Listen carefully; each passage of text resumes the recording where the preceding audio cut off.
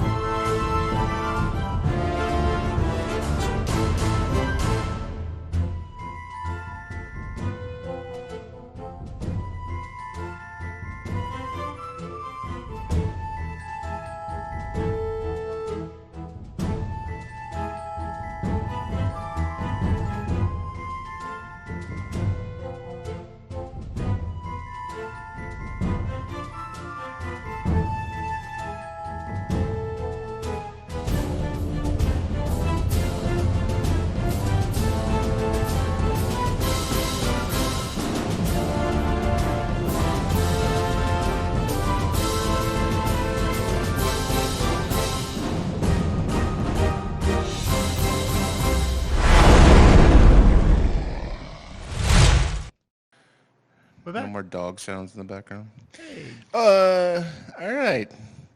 Our recap for episode 52. I think it was 52. I don't have one. You guys are currently in the town of Mariketh. After being able to help out the defeat the Khan, the Khan Ziri, and moving on, helping the women of the Stag and Doe continue on and kind of rebuild things a little bit, helping get them back on their feet. You guys waited for the broken chain leaders to come and kind of take over and offer some protection for the ladies for any retribution from any Khan allies that may be around. You guys took off towards the town of Mariketh, led by Davin. Davin, who is the one that Dante had told you about, or Dante, that Max had told you about, who was captive by the Khan. Davin has a relationship with the Mariketh tribe, and also has an idea that this fits the location of where you are looking for your relic. You guys continue to the town of Mariketh, and this village is a massive, grandiose tree clusters that are supporting full-size buildings within the trees themselves. Very large treetop, 20, 30, 40 feet in the air, or 20, 40, many, I'm sorry, many, very high treetop towers, or what am I trying to say here? Platforms that are over 100 feet in diameter, 5 major platforms within this village that you guys have seen within these tree structures. Very large trees that are enormously large. And you guys have made your way to the top of those, meeting with the queen, the Lotus Queen, a very large renowned bird person who the majority of this village is bird persons. She's able to communicate with her, found out that she had been told that Davin had been killed in an action, killed in a battle, and that someone had just come and told her about that, someone by the name of Dante, who had just come here the day before, who had been seeking respite for the night, and was told that Davin had passed. Checking on this Dante, they found out that he had left in a hurry, was no longer in his room, and that the vault had been actually broken into. That's where you guys are at this moment. You guys are in a very large platform that consists of basically this throne room, as well as some residences of the leadership here in Mariketh. You guys are in the middle of the throne room. What are you guys doing?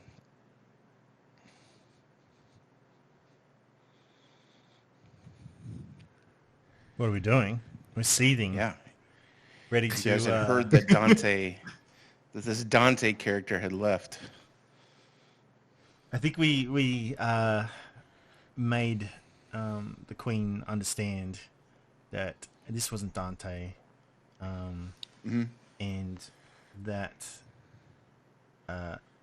what was Brenna's character's name? Not Amivi?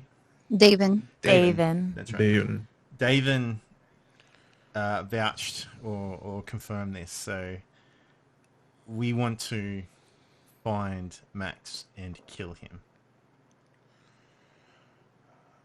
Let's not kill him yet. That's what Dante's thinking, anyway. Oh, damn.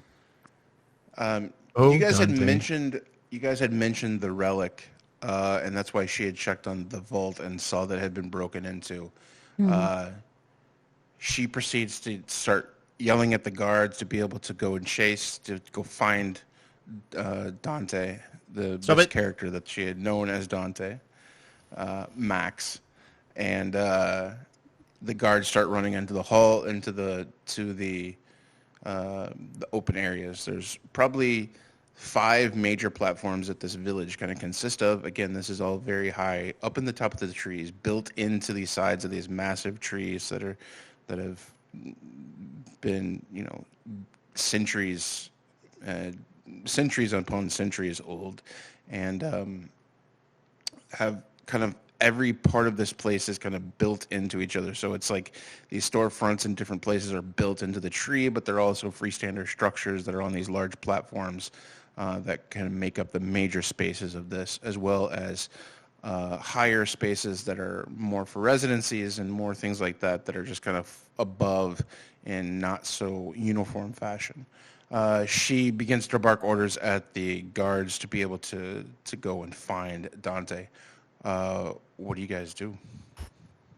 I think Camiel would ask, well, she doesn't need to tell Dante to do anything, but if he doesn't, she'll ask Dante and Saoirse to go help find or track Maximilian, because they are better at that than anyone else in the group.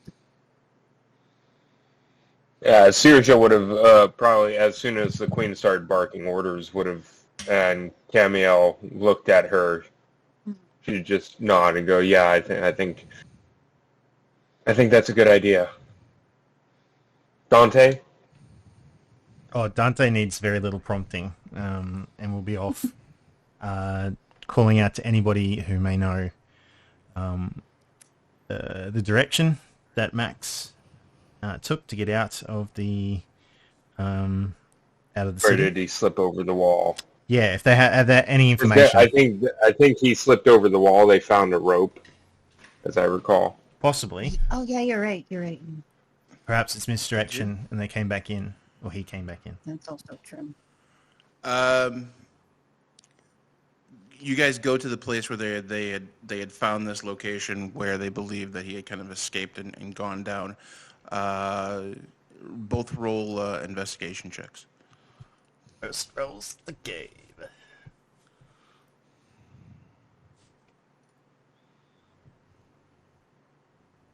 My best skill. That is a 12. 18. Dante, you start looking at this, and immediately something seems fishy about this. Ooh. The rope doesn't look like it would be able to support. Doesn't look like it would be able to support the full weight of a human going down. At that distance, it doesn't seem real. It seems kind of shaky. So there's you're not 100% sure, but you're 90% sure that this is some sort of ruse way of something happening. Plus, but you take the rope and try to pull it up, and it doesn't seem long enough to be able to get to anywhere useful. You would still be up What's in the the top difference? of these trees. Distance. Of the rope, or of the how high you are? Yeah, so where we are now, how far down to the ground? I would say over 100 to 200 feet. The rope that you pull up is not that long. It's pretty long. It's still like 50, 60 feet, but it doesn't give him enough distance to be able to do anything with it. And from your looking with an 18, you don't see anything that looks like something could be transitioned to and gotten down manually. It just doesn't fit. He'll show the rope to Saoirse, point out that it's not strong enough to hold the body, or like his weight and whatever he had, his ill-gotten gains. And then he'll turn to any of the guards there and just throw that at them, sort of thing. Like, he's not here. Watch the gates. Either that, or is there a lower point in the city towards the ground? He has the ability to teleport, sort of. Okay. You have a couple different options as you kind of go around. You have this kind of main area that's kind of like the main open area. That's where you first came in. You also have like a merchant area. You have more of a residential area and a couple different other places. But those being the main three that you see when you first, that are in those areas. Where would you like to look? Well, I want to make sure someone has gone to the main gate or any exit into the city, and make sure that nobody lets this person out. And then Saoirse hopefully will I don't know. Can she pick up, Saoirse, can you pick up any tracks?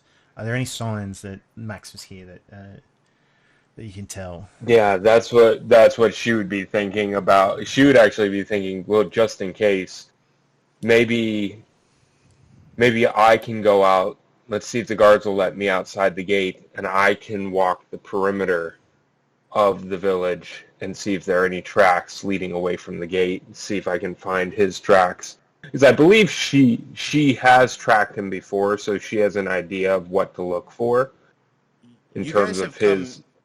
you guys have come in the main way, and there is no like one central place. You're dealing with bird people that can kind of come and go. They fly. There is no central area. The main landing area is this main center town hall type place that you're in. If someone was on foot, the way that you came in would have been the way that you would have gone out. And so you kind of make your way back to this one hallway that leads back to a door. There's guards on both sides of the door. And then there's like a small staircase before you get to ladders that basically climb this tree. So do you want to go down to the bottom where the dirt is? Or do you want to just search the area of the landings? DM, actually, Camiel will fly around with Radiant Soul to try and just help. I know she's not very good at looking for stuff from the last. I have a mount. The mount, if the DM will allow me to use the mount, I will. But if not, then that's totally fine and that's fair. Yeah. No, you have the mount. Oh, I could use Evian? Yeah, you can use Evian anytime. Thank you. Yeah. Plus, Okay. your fly only lasts 1 minute, where the mount is kind of there. It takes a 5-minute to summon him, but once you have him, yeah. Okay, cool. Yeah, she'll then. Thank you for reminding me about that. She will call upon Ethion to help search for the scoundrel, and hopefully he doesn't just slip away. You go out to the main as the crowd within the chambers, the main throne room, the main area with the leadership, kind of disperses a little bit as Dante and Saoirse go out. You kind of walk to the main open platform, this huge platform with all these kind of shops and different community buildings are kind of built into the walls, built into these trees, and also freestanding structures. But in the center, you kind of reach up and kind of look up and make a call for your griffin to be able to kind of eventually swoops down and comes and collects you, and you begin to scan over through the air, the treetops in different areas. Go ahead and roll me a perception check as well. Okay. All right. Here we go. Perception. Please be nice. Fuck you. Shit. Damn it. You see a lot of tree. Yes, a lot It's of a big green. tree. I was gonna ask if Ethion can carry like one more person. If not, then that's fine too. I'll let you circle back in a minute and see if that's useful or not. Okay, But thank you're you. I'd going imagine- around and yeah. I'd imagine that as while Camiel had just summoned this phoenix, I don't think anybody has seen that before. Has No, anybody? Bran seen has. it? Bran has. There well, have been David there have been has some not. that's, Yeah, David has not. Didn't David- Camille fly it over us? David has not. Boltzmann hasn't. I think Boltzmann No, Boltzmann Boltzmann hasn't. did not have it because the first time she summoned it, she was looking for you. Yeah, Oh, exactly. that's Boltzmann's right. Boltzmann is looking at Camiel summoning a freaking phoenix. Like he's looking at Camiel with belief, jaw wide open, and he's looking at Bran, trying to see what Bran's reaction is. Bran just rolls his shoulders over at Boltzmann. She gets all the fancy stuff. What the? How? When? That's where just the phoenix would fly off. I think the creature is a phoenix, not a griff. It's a Oh. phoenix. It's a phoenix. It's a phoenix. It's a phoenix. It's a griffin by stat. It's a phoenix, but it's I it has see. special stats. Oh, okay. Yeah, and it's like, he's like, when does that happen? And it's like Boltzmann's still just stammering, trying to looking at it. But yeah. Camille, you begin to fly around. You kind of get lost in the branches and not used to this location at all. And it is difficult to. It's not like it's one big open space that everyone can come and go. It is hidden within this tree. And so you have to kind of be familiar with what you're looking at and how to navigate this to be able to do it pretty easily. So you get up in the air, and it definitely takes you a while to get your bearings but on first glance, you're paying more attention not crashing into the side of the tree than looking for the max. Saoirse, what are you doing? Did you go down to the ground floor? Did you look at I different think levels? Yeah, she would stop and probably let Dante. Well, she would let Dante go around maybe asking people if I'm assuming he's going to be questioning people as they move along. Yeah, I figure sure. if Saoirse goes out the front, Dante wants to go to the front gate. Try and put some more. If this is the only exit, like that, somebody without wings can use to get out of the city. Yeah. Try and get extra guards, and then he'd go off while Saoirse does a thing outside. Yeah, Saoirse would ultimately make her way out to the gate to head outside, knowing that at most, like Dante said to the one group of guards, he can teleport, but he can't fly, to their knowledge. Correct. So she would want to go outside the gates and start searching as thoroughly but as quickly as possible.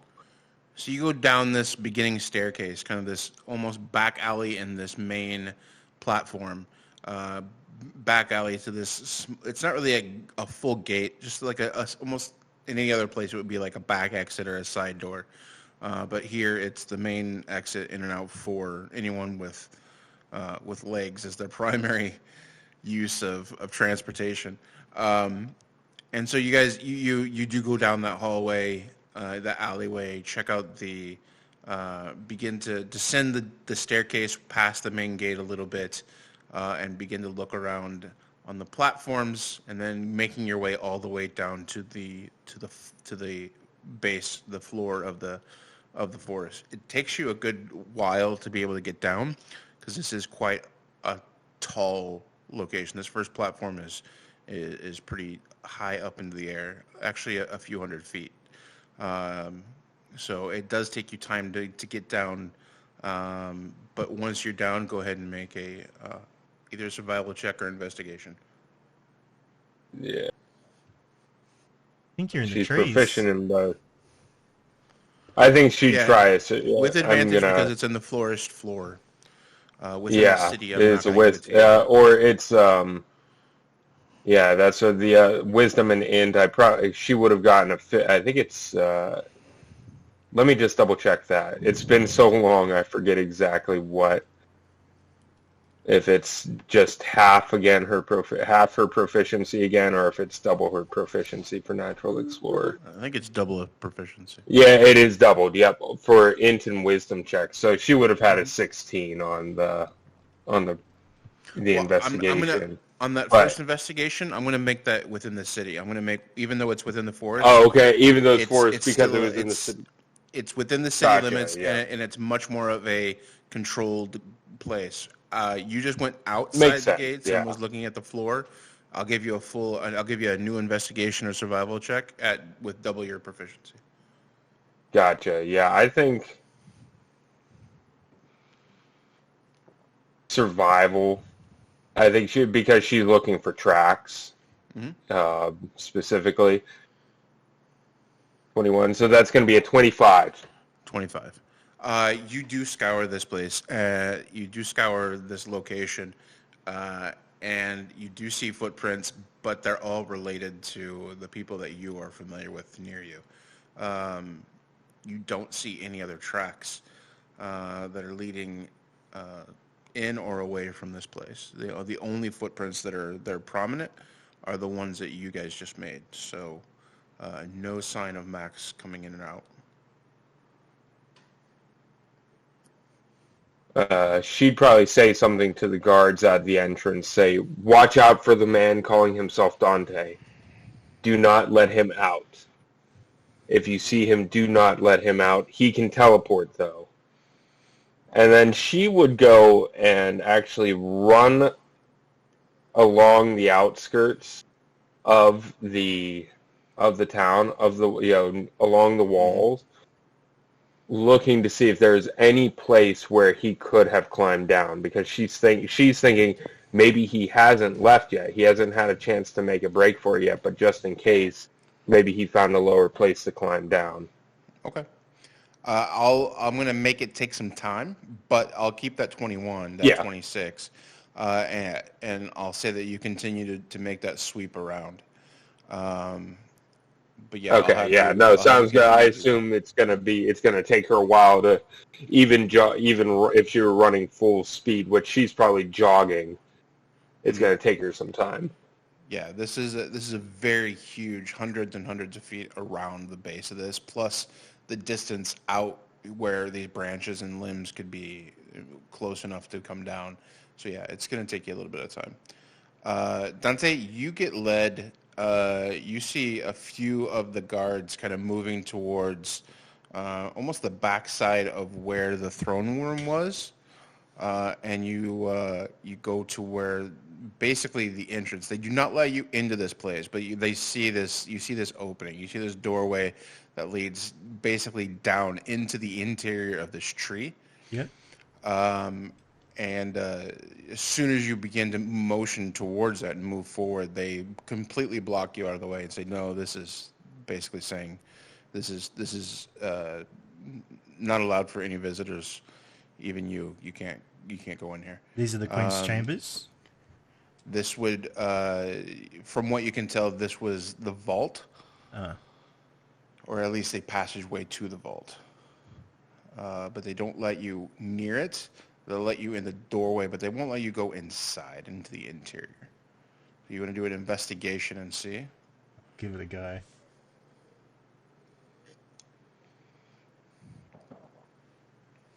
$10.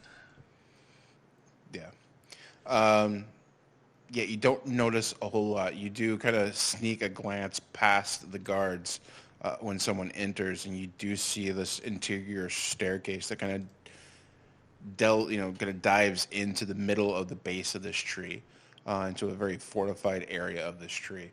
But you don't see anything specifically related to Max or anything like that. He will inform the guards. So when they don't let him through, when he has a look, he's a little frustrated. But he just says, "Be careful. He can teleport. So, and he can create a facsimile of himself." Sorry, Dante wouldn't use that. So, he will use. He can produce a copy of himself. So be careful. Don't fall for it. But keep your eyes open because he could still be hiding. So if they're not going to let him in, he's just about to leave, and he turns back. Does Devon have a residence in the city? To one of the guards. You said that to the... To one of the guards. One of the guards? He doesn't... Who's David? Isn't she like the Queen's adopted daughter or something like that? No, not they've been friends since childhood. Okay.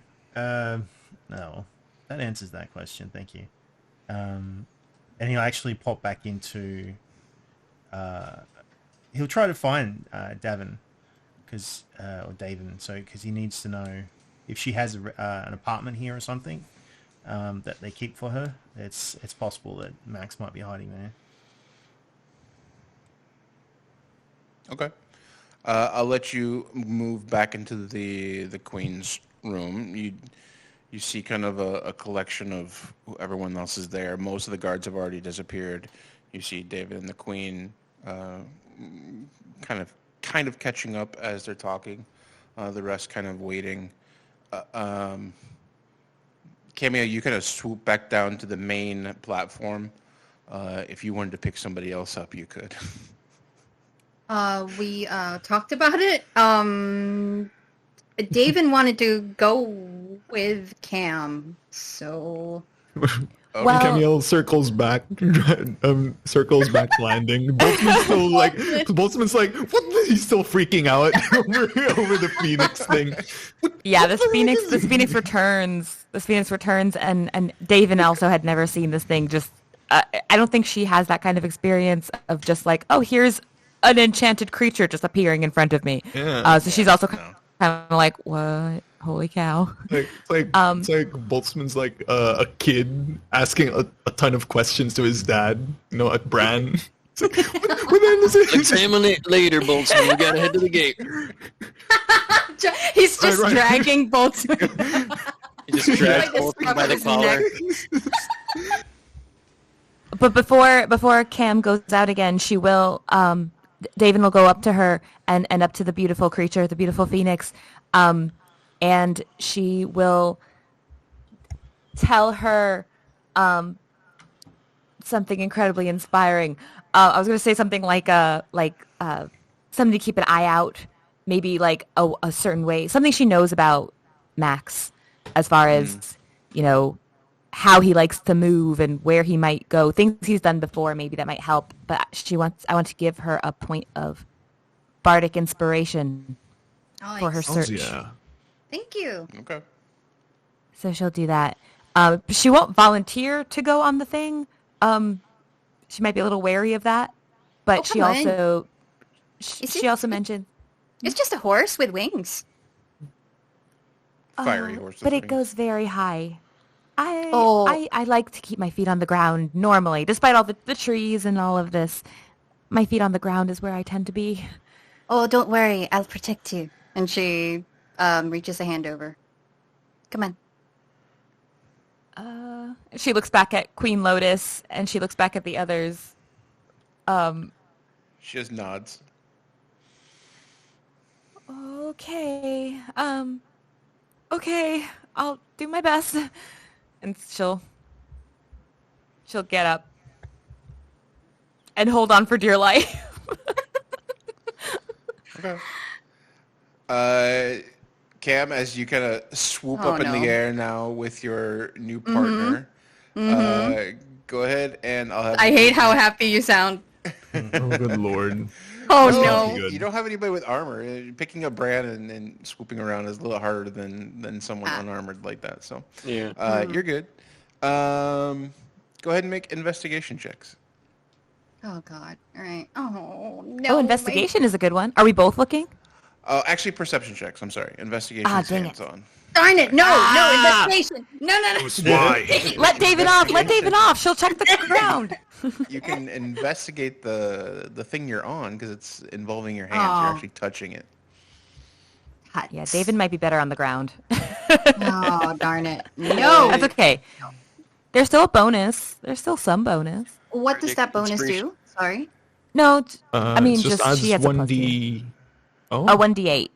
1d8. Yeah, there we go. Can they give each other advantage, or someone does the looking while the other person helps? Oh, fuck's sake.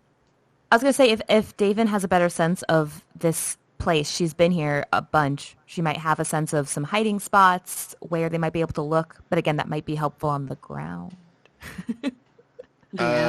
Roll a flat perception, and we'll go from there. Cool. Oh, what the heck is up with that laugh?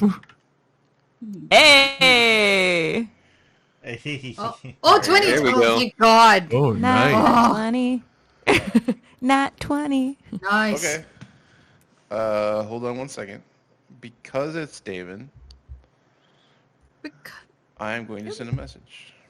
I do like messages. God damn it. Whispers. Message is different than massages. Oh, God, here we go again. We moved on from that. Oh, no. I can't let it go. I don't want to Oh, massage. no. David secretly a doppelganger who is Max, who's now going to take Cameo. No, Stab her in the back of the head. Who's that close to Cam is going to dive the horse. Nose good dive. Lord. Joke's on him. She has wings. You know, She doesn't know does that. Max know this? Hopefully. They don't know that. I feel think like Max has David seen use Radiant Soul. Oh, yeah. He has? I thought while Cam was mad and back at the Stag and Doe, she's had her wings out. Yeah, she did. Oh, yeah, you're right. Okay. Mm-hmm. Yeah. Cool. Message received. It's up to you. Uh-oh. That can't be good. Do you want to share with the class? You Do have something I? to share with No. the class? I think while Daven is looking and also holding on for dear life, and she kind of gets used to being that high up and moving that quickly through the trees, she kind of, I guess you wouldn't see because she's behind you, I imagine. Mm-hmm, yeah. But maybe you feel her kind of like jolt a moment. And she taps Camiel and points. She points in a direction. It seems to be headed towards this Markeith's shopping district. Ah, okay. Yeah, Camille will definitely go towards said direction almost immediately. Okay. You begin to climb downwards. I guess not climb downwards. You begin to descend, is a better word, into this one area that has it's similar in size to the main platform that you enter. That has more of a community kind of a feel, larger open area with some shops and some meeting places built into the tree. This one is almost full of different shoppings. There's no one big open area. It is almost kind of like a maze of different vendors and shops and booths and structures. Some that are larger ones that are built into the side of this tree, into the side of the large outcropping of tree, but then also different sections, different booths and structures that are kind of free form in the middle of the platform as well. You kind of dive towards where she points. Go ahead and make another perception roll as you kind of dive down. Which one of us? Both of us? Both. Come on, please. Ooh, 18. Okay. 21. Nice. Both of you at one point see in this one section one of the few places that actually has like an alleyway that kind of dips into the main tree section. You see a flash of energy that is highly reminiscent of the Echo that you had seen before, almost a gray, silvery version of Max. You don't make out the details of Max, but you do see this poof of energy, very reminiscent of that. You guys land and run. What are you guys doing? When we land, I think when David kind of gets her bearings again, she will immediately look at Camiel and ask, "Will you just wait here a moment? Will you let me catch up to him?" Why? Maybe he won't run if he sees it's me instead of people he thinks is maybe hostile. Maybe he'll stay put. Oh, David! Oh boy. Oh no! They're in it This together. is kind of spicy. They're in it together. Darn it. Ah, shoot. You can see Camille does not want to let her go. But after a moment of hesitation, she heaves a heavy sigh and looks at David and says, I will allow you to go to him, but take this as my only warning to you. You betray us, and I will spill your blood. Her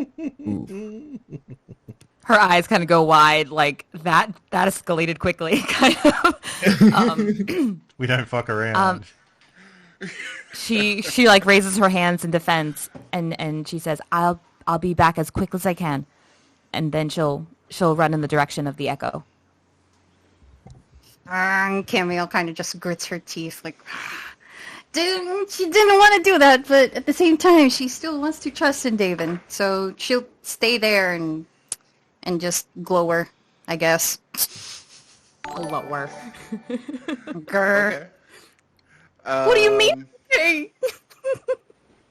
Okay, so as the rest of you see Camille kind of descend, you guys at least, I'll say, Saoirse, at this point you do see, you do make yourself all the way around the tree. You are clear. You do not see any signs of life. You begin to make your way back up to the main platform. Dante, as close as the vault is to everything else, and as open as your eyes are now, you do see her kind of swoop down towards this other platform, and you start heading in that direction. Camille, you dismount the Phoenix and begin watching as David begins to wander deeper into this kind of street level and back towards the main trunk of this tree. There are lots of buildings kind of built into it, and there are a few spaces between those buildings where they've built in almost like alleyways that are connecting in between some of the buildings, almost like roads and service alleys and things like that for some of these service places. There are a few people. You do see the actual members of Mercath wandering and kind of seeing not only foreigners and people that aren't them being here is somewhat distracting, and attention. You are drawing a crowd around you as you've kind of brought your Phoenix down, and a few people have kind of stopped and looked, kind of distracting. You're taking the distraction away from David, who is humanoid, that is now sprinting through the city towards where she saw Maximilian. What are you doing, David? She is going in the direction that she saw the echo. She's keeping an eye out. And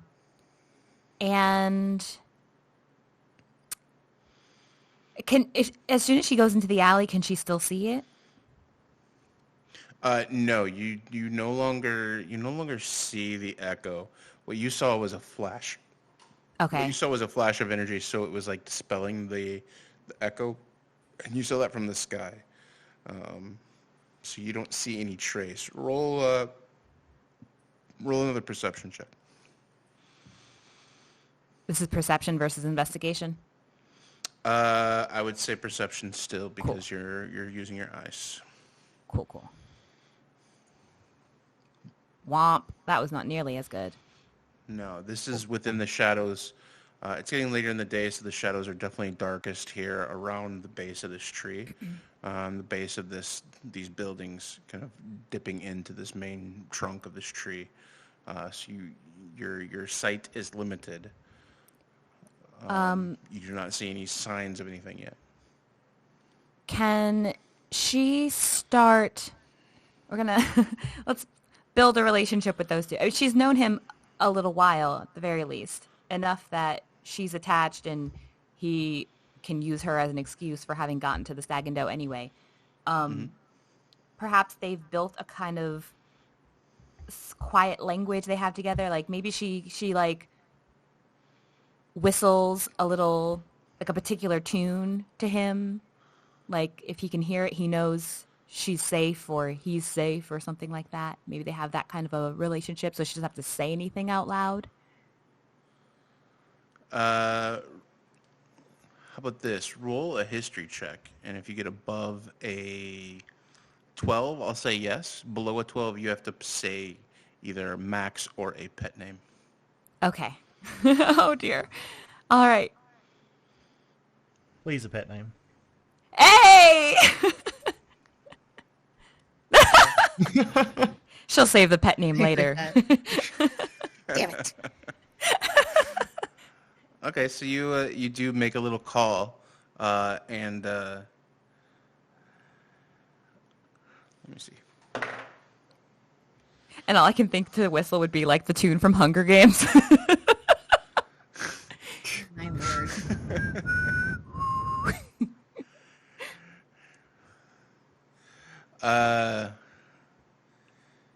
A moment passes. You whistle, and there's no response.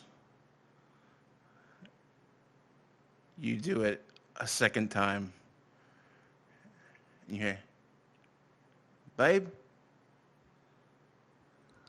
Oh, You didn't go.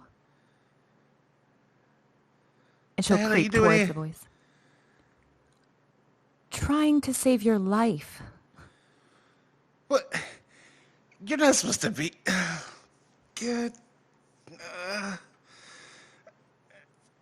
Why did you tell them I was dead?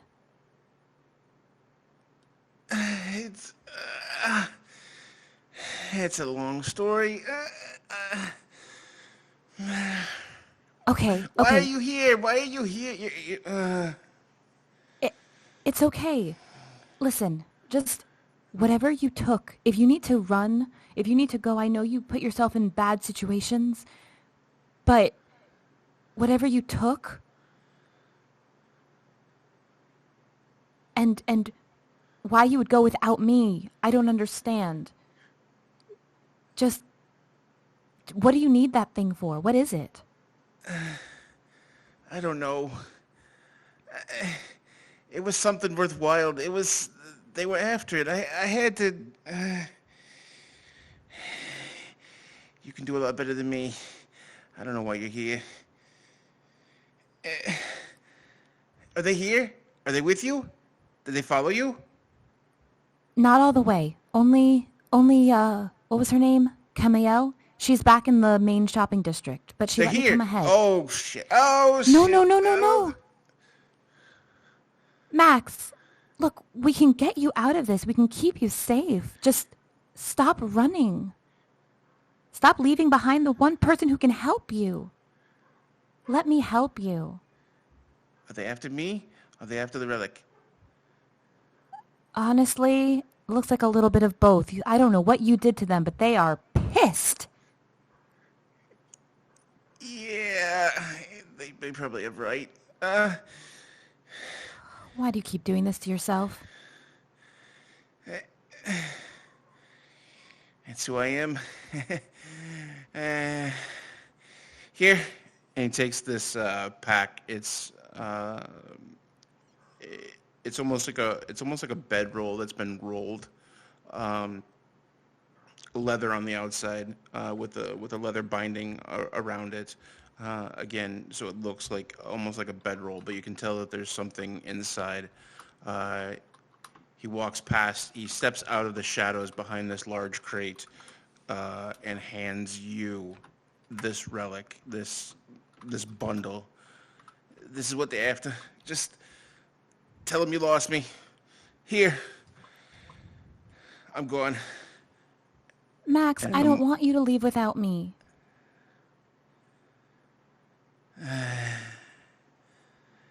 Don't you want to quit running? It's what I know. You know me too. I've got this whole idea for how to fix everything at the Stag and Doe and make a normal, proper business out of it. And you can stop running. And be with me. I appreciate you trying to make me help me go straight. It ain't me. Take this. This is what they're after. So you're just going to leave me again? He gives you the package. She takes Draws it. you in. Gives you an embrace. Gives you a kiss. And as you open your eyes, you see the poof of the echo as he moves and disappears. You turn to look and you see almost a trail of him moving and then poofing and then moving deeper into the mercantile district. Do you give chase? She's going to blow him a kiss as he poofs back from one of his teleports, and as long as he can still see her and hear her, and she'll say, she'll just whisper, goodbye, I love you, and I want that to be his own bardic inspiration, so that he can have the help if he needs to get away. Holy crap. Nice. But she won't chase him. Okay. She'll You just- see him yeah. disappear. You never see him turn back around. You only see his back as he poops. What do you guys do? What do you do?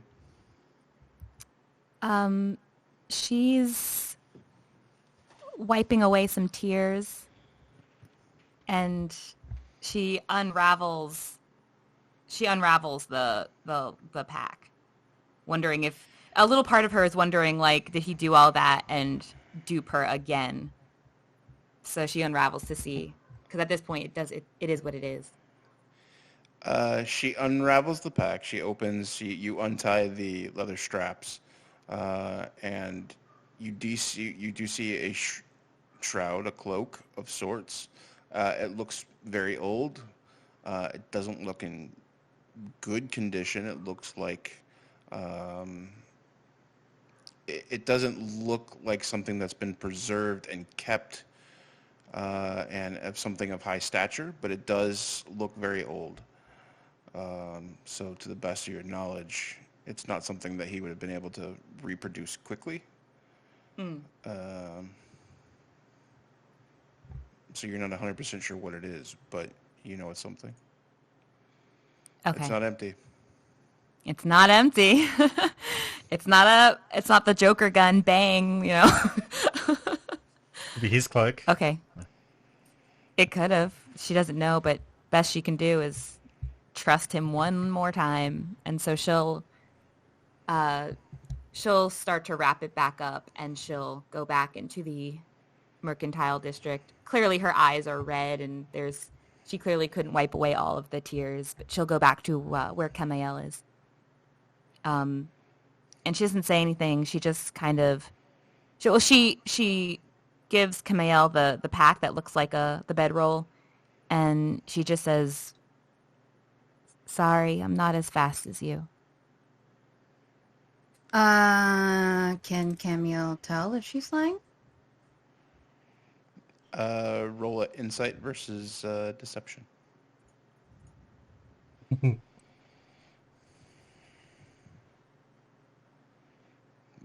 Mother, you son of a bitch. Nice. Oh my gosh, she's on point today. Where are Emmy's rolls like this? Dang. Damn. Yeah, you take a moment and collect it. You take a look at the item in your hand, and you're slightly confused how she ended up with something, yet there's no max. Wouldn't have that been an advantage? Because first of all, she's all puffy-eyed. Second of all, why does she have the thing? I thought you were just going to assume it. I will let you assume that something happened, that there was an interaction of sorts. Exactly what it was and what her emotional state is at this very second, you're not 100%.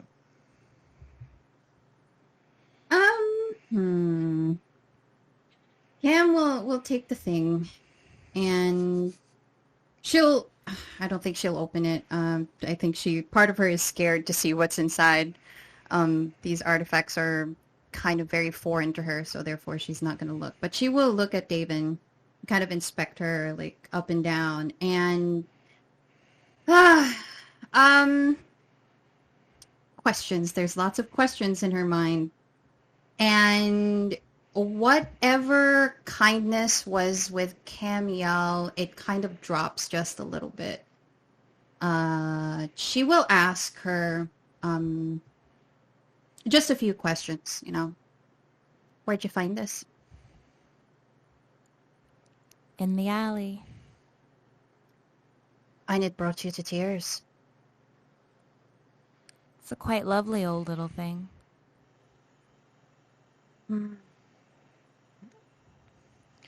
You can tell that there's some deception there, but you don't know exactly.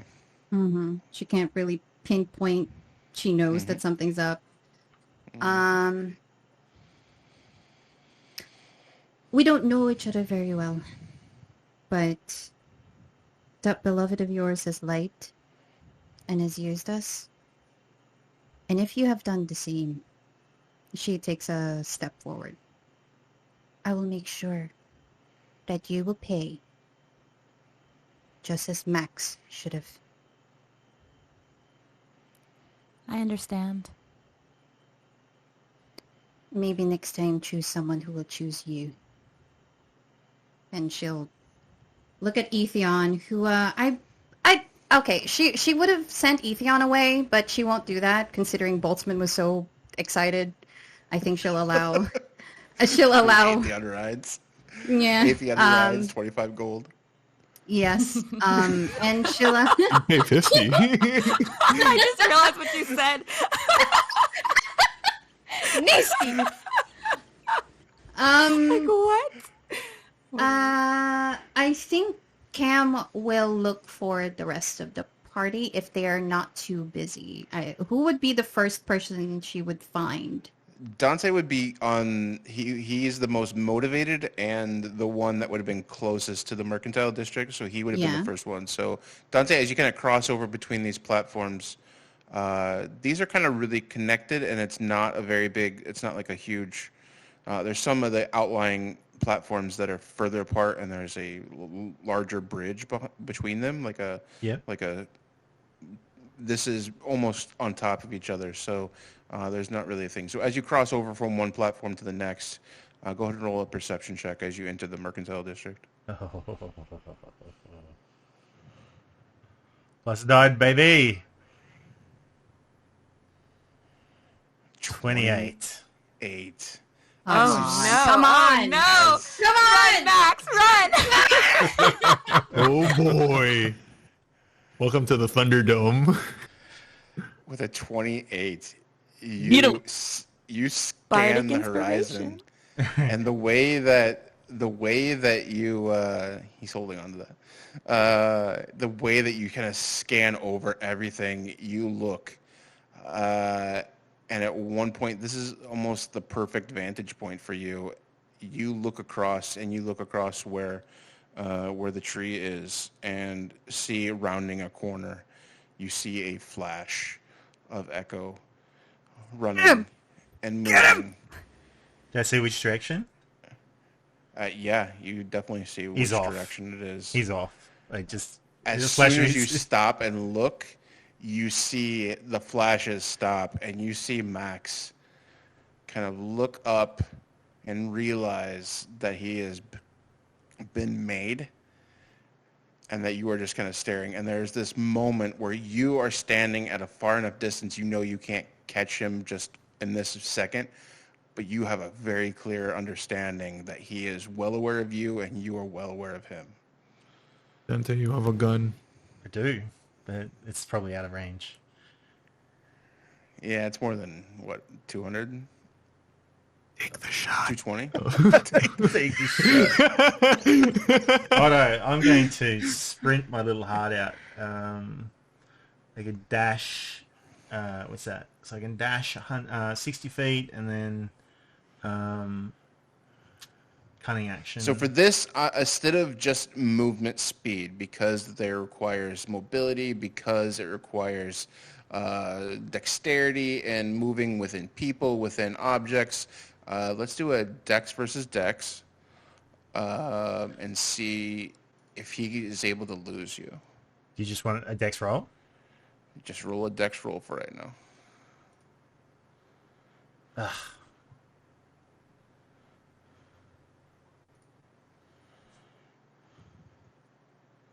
So you begin to sprint in that general direction of where you see him. And in a moment, as soon as you take off, you see his echoes begin. You see a flash, a blur of him running as full tilt, as fast as he can within his movement, and poofing into his echo, dashing between people and dashing between items and these different street locations, these different crates that are set up, and different vendor booths that are there, and dashing in between and keeping it very hard to see. Roll another perception check if you can see him at the end of this, since he was so far ahead of you.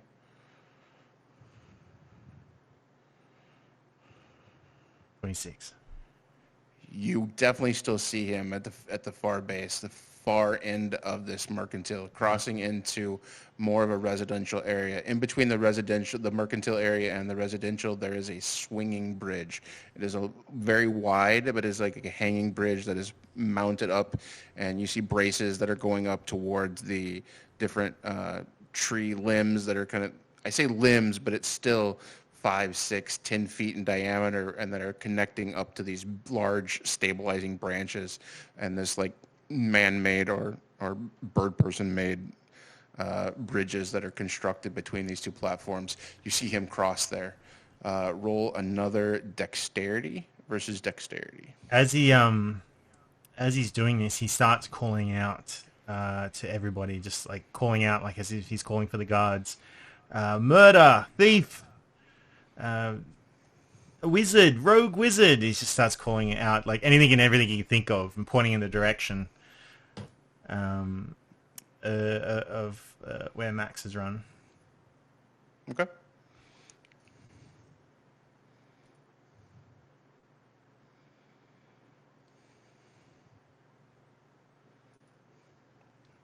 Oh, he's gonna sprint. He takes a misstep. Yeah, he takes a misstep. He gets caught up in these roads here, and these pathways that are in the residential area are far more thin and much less room to navigate and kind of poof and have distance and space of the way that he likes to be able to maneuver.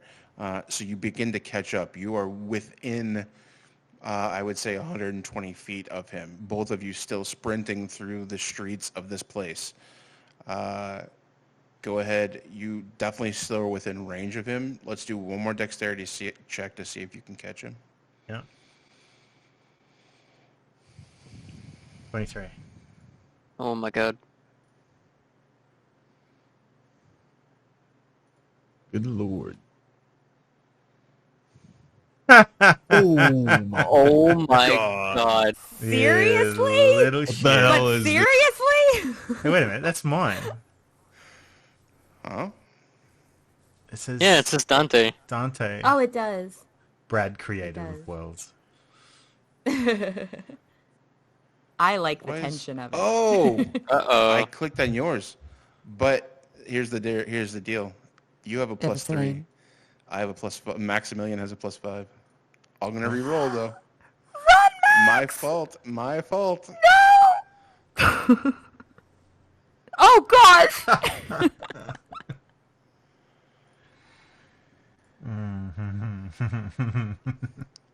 You make it almost throughout the entire mercantile district on this crazy chase, running through this almost like neighborhood-like setting where these almost like buildings that are kind of on top of each other against the main trunk of this, as well as 2 or 3, 4 stories structures on both sides. And you guys are plowing through the middle of this small road, this little pathway that leads between them. You finally get to them at the end of this place, and you begin out into towards the next section, and there is just a small kind of almost platform that's only it's only 30 or 40 feet across, but it kind of connects one bridge to the next, and you get him, and you find him, and you tackle him. What are you doing? You are standing face to face with him. Oh, I tackle him. I'm going to try and tackle him. Okay. I want to beat him in the face. Roll in athletics. That less than pretty face than mine. And I'm going to roll acrobatics to try to avoid. Ah! Can I acrobatic kick him in the face? You didn't roll yet. Yeah, I did. I rolled 10. It didn't show up on the... I think it's Athletics or acrobatics? I want to... oh, it depends. If I have the option, it'd be acrobatics. Or at least there'd be plus 2 go to ahead. that. But I think I'd lose either way. Acrobatics. Oh. Roll in acrobatics for Dante. Ah.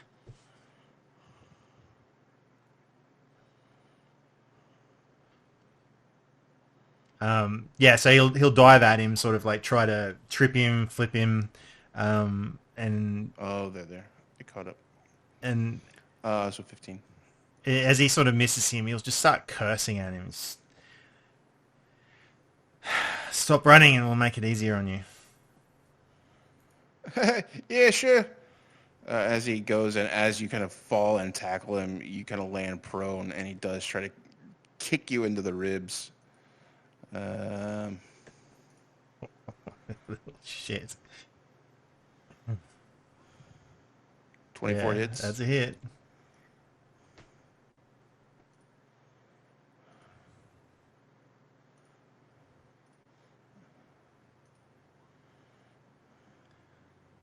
That is an unhappy Dante. Three damage as he is kicked in the ribs on this little platform, and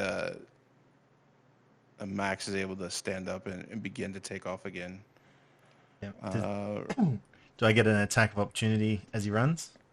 I'll give you one, sure. Yeah, he'll just reach out. See if you can keep him there. Yeah, reach out and try.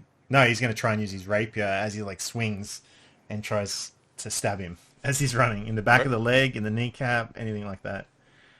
Oh yeah, there you go. Are we still doing call shots? Yeah. Yeah, I got a call shot for the back of his leg. Okay. That would definitely keep him there. Yeah. Go ahead and roll. It's +5. +5. Yeah. Boltzmann's pistol being used as it was intended to be. Don't worry. That's my second option as he starts racing away. Is this a disadvantage, by the way? Because I'm on my back. You said I fell? This is extreme combat. I will not give you disadvantage. It's a 14. 14 does not hit. Oh, this would do it. As you whip out your liquid rapier and he is just beyond the reach of it. I'll give you bonus action pistol. Boom. Bonus action pistol. Yeah, as he sort of leans forward, and as he misses, he'll just use his with his left hand, pull out the pistol, and try and shoot him. Okay, go ahead. Oh, come on, if he gets buddy. shot, I'll have him stop where he's at. Oh my god. Fate's God one hit damn away. But that also gives a signal off to anybody who's listening. And hopefully not shoot any people in the back of the head. I thought you were going to say pet bird. No. Which would still somehow be appropriate here. Any of the bird folk. The word pet is derogatory in this culture. Excuse me, only we can use that word. What? I have the pet word pass. Excuse me, because I grew up here.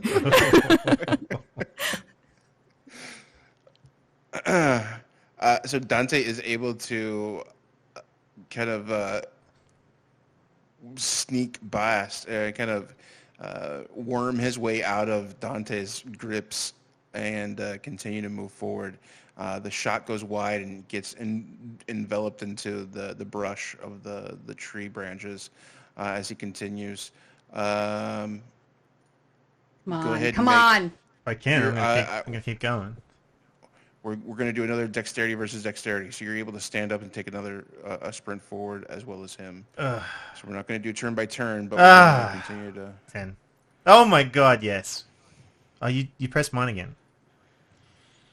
Oh, no. All right, I'm going to close Dante's sheet. Yeah, what are you doing with my character There we sheet go. open? How dare you, DM? I know. He's clearly not using it for Max, because you guys are totally different characters. Oh, that's kind of funny. Whoa. You're very close. He did have a little bit of an edge. So you go into this next section, and it is, again, another residential area. This one, instead of kind of high-rises, it's much more different, larger buildings that are kind of more secluded and kind of sectioned off. It's a little bit more space. He does make up a little ground, but you are still able to follow. He does duck through a section, and you lose track of him for a moment. Go ahead and roll a perception check to see if you can still see him. You are far past anywhere the guards normally are. There are guards between each one, but you guys are kind of flying through so quickly that a normal guard would not be able to keep up with you two. So that was a 20 for perception. 20 for perception, you definitely see. You see another flash as he kind of exits back onto that main road, having no other option to move forward except through this. And you guys continue to move forward. He's also, as he sort of gets up and starts running, he's going to activate, because I've never done this before, and it seems the best time to do it. He's going to activate his beacon breastplate so that it starts shedding like a bright red light. Just like a torch, 20-foot radius and dim light for an additional 20.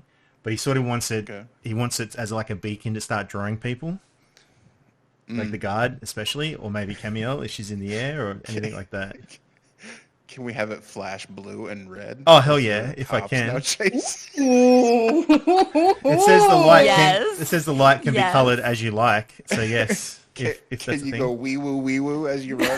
Not yet. Wee woo. Okay. So as you're now running through this more secluded neighborhood-esque platform, go ahead and you definitely make eyes contact again with him as he kind of thinks he's lost you for a moment, but you have caught up back to him. Dex versus Dex. Dex. 13. Oh yes. Poor Maximilian, Oh, as he moves and trips over his own curve-like area that he just kind of eats concrete as he just falls. You are right behind him. Go ahead and make an athletics check to see if you can tackle him. Acrobatics? I'll give you acrobatics, and I'll give you an advantage because he just got a 1. Oh, well, that's great. 17. How the hell? Acrobatics.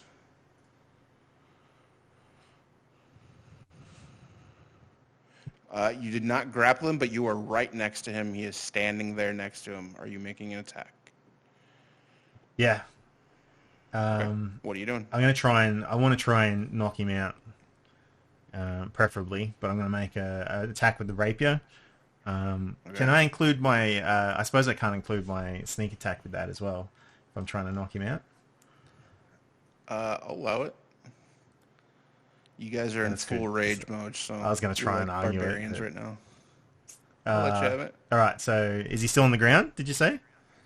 Yeah, he had fell to the ground, so I'll give you a shot with advantage there. 19. Okay, yeah, that hits. Go roll for damage. Nope, I hit the wrong one, but that's the... Holy Jesus. 26 plus 9. I was looking at the wrong map, but yeah. 35. 35 damage. Stay down! As he just hits him once. He's clearly... You take the butt end of the rapier, and even though it's all liquid metal, you just take this like indestructible tube that it's in and just slam it into the bridge of his nose as he's laying there on the concrete on the ground, and just yelling for him to be able to stay.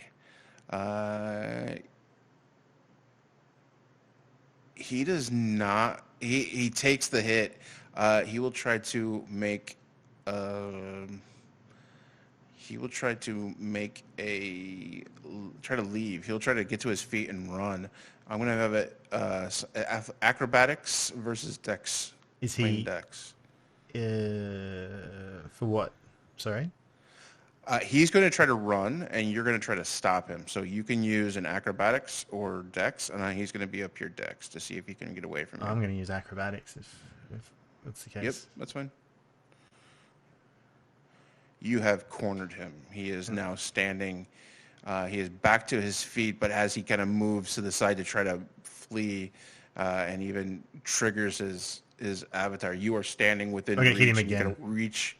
You you reach out, so the avatar is right next to you, like trying to behind you, and you just like reach out with his hand, so your hand is actually in the space of the avatar. So if he does flinch, you are going to connect with him. Go ahead and make another attack. 22. 22 definitely hits. Go ahead and roll for damage. 18.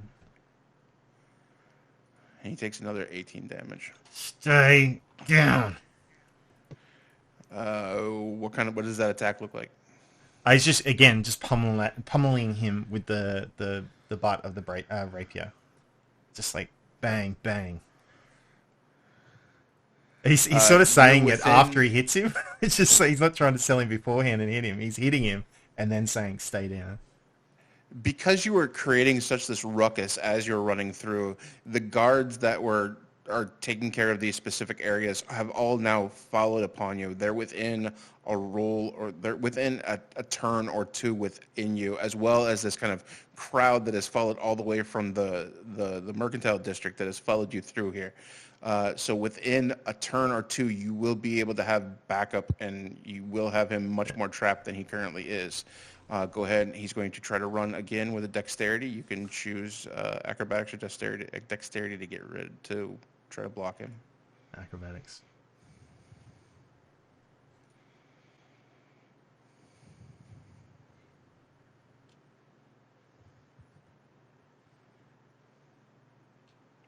All right. Hello? You there? Hello?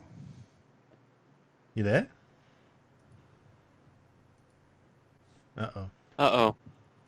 Moose? Something happened. Anya. Can you hear me? Not now. We can hear Not- you, but not- I don't know not if Moose can now. hear us. Oh, God. No! No. It's all right. No, There's- please! What terrible timing! Moose. I flay Max Bruce. alive. I'll take over from here. No! Max Dante did a sneak proceeds. attack on Yeah. No, Bruce. you're busy with a character. Here, let me take over. Dante proceeds to flay Max alive in a turn before the security get here. I promised it was like that when I got here. Moose, please. Moose, Moose is please typing. don't. Wait. He's typing. Oh. Taka, taka, taka, taka. Hmm.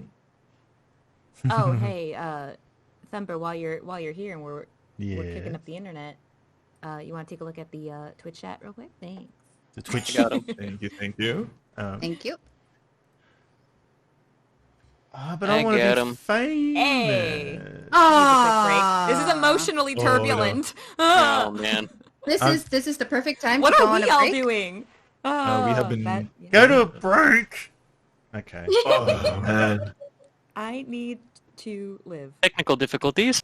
All I'm right. not doing that well. We right will now. be right back after this break, guys. Yeah. Apologies.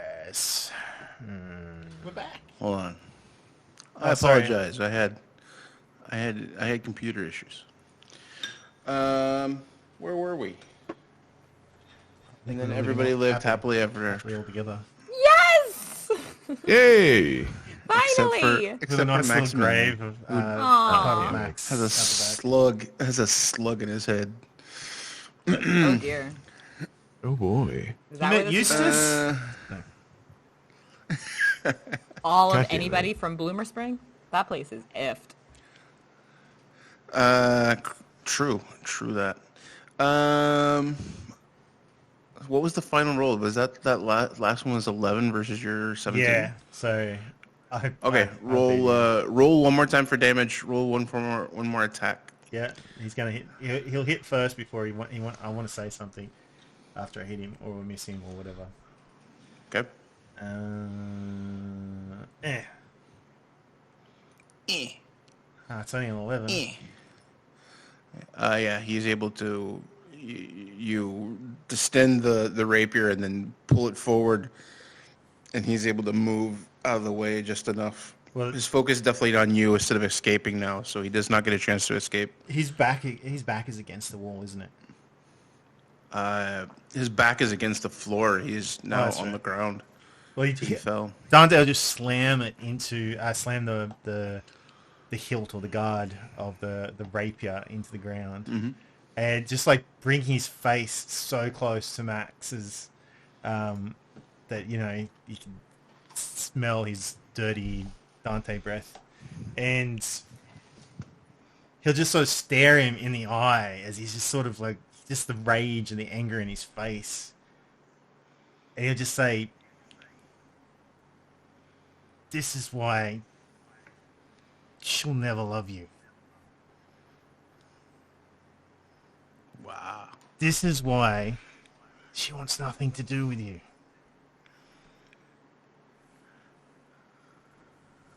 Wow. And he'll literally just like throw himself to the side and sit on the ground, as he sort of he's trying to get his composure back, as like his jaw hurts from clenching his teeth. He's that angry.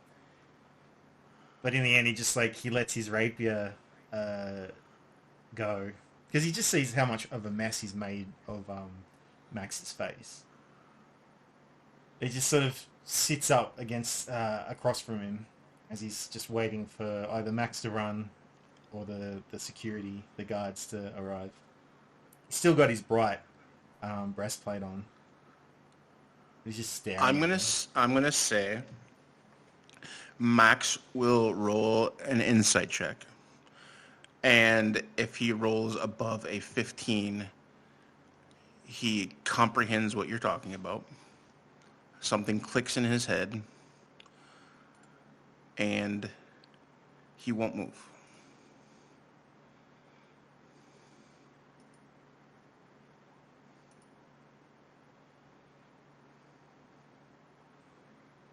And as you say that, you kind of you're on top of him, pummeling him with your rapier. And as you say those words,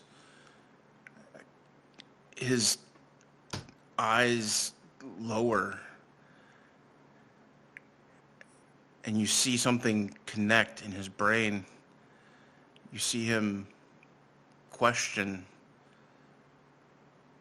and then just give up. He just lays there. Yeah, Dante's just gonna push himself back into a sitting position, sort of just like try to calm himself down. He won't say anything else unless Max prompts him.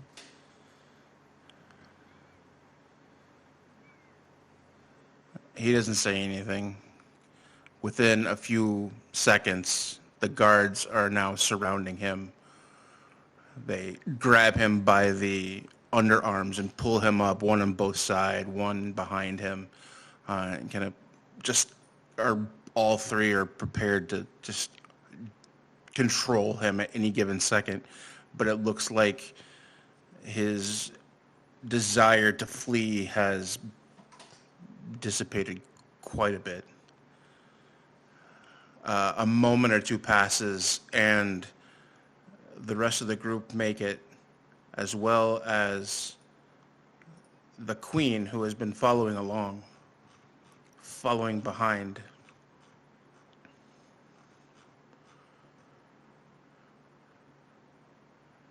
She sees that you guys are no longer fighting, but sees the blood and pauses for a moment. You. She collects her demeanor. You have spoken lies to me. You have spoken a name not your own. You have spoken death against my friend, a friend of Mariketh, who stands with me now. Guards, take him to the cells. 2 of you, additional guards. Add more. Do not let him out of your sight. As the guards kind of pick him up, they also put a bag over his head so that he is no longer able to see where he is going, and they march him back through the platforms. They pause for just a moment. You, whose name was taken. The taking of someone's name is a serious offense here. Others have been put to death for less. Tomorrow before dawn, a trial is to be held in concordance with Mariketh law. The judgment rites will be performed. The aggrieved and the perpetrator must be bonded. When the truth is heard, the aggrieved will be allowed to carry out justice as prescribed by the law and as demanded by the aggrieved. Is it understood? Dante just nods. Max looks blank at this point. As the guards leave. Well, yes. They put the bag over his head and they Under bag the him. bag. Under the bag. Very He's blank blank. under If the you bag. if you could see through the bag, you could tell he had a blank look on his face. David can see in her heart. Oh my god! And she is just standing beside Queen Lotus, and she's not saying a word. She's just watching everything unfold. Max Seriously, is would taken. chime in one thing real quick. She'd say, "Oh, to the guards, if you have an anti-magic cell, use that. He can teleport." They gotta nod. They look at each other. They don't. They gotta shake their heads. But they take him to the. They move him out.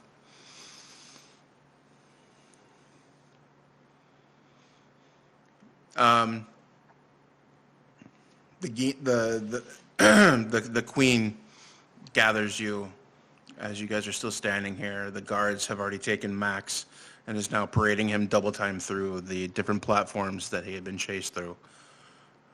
I apologize. We are not normally open to outsiders, and this is quite the bad reflection. You used my kindness for David against me. That's not acceptable. Please, let us go back to my chambers. We will talk privately there.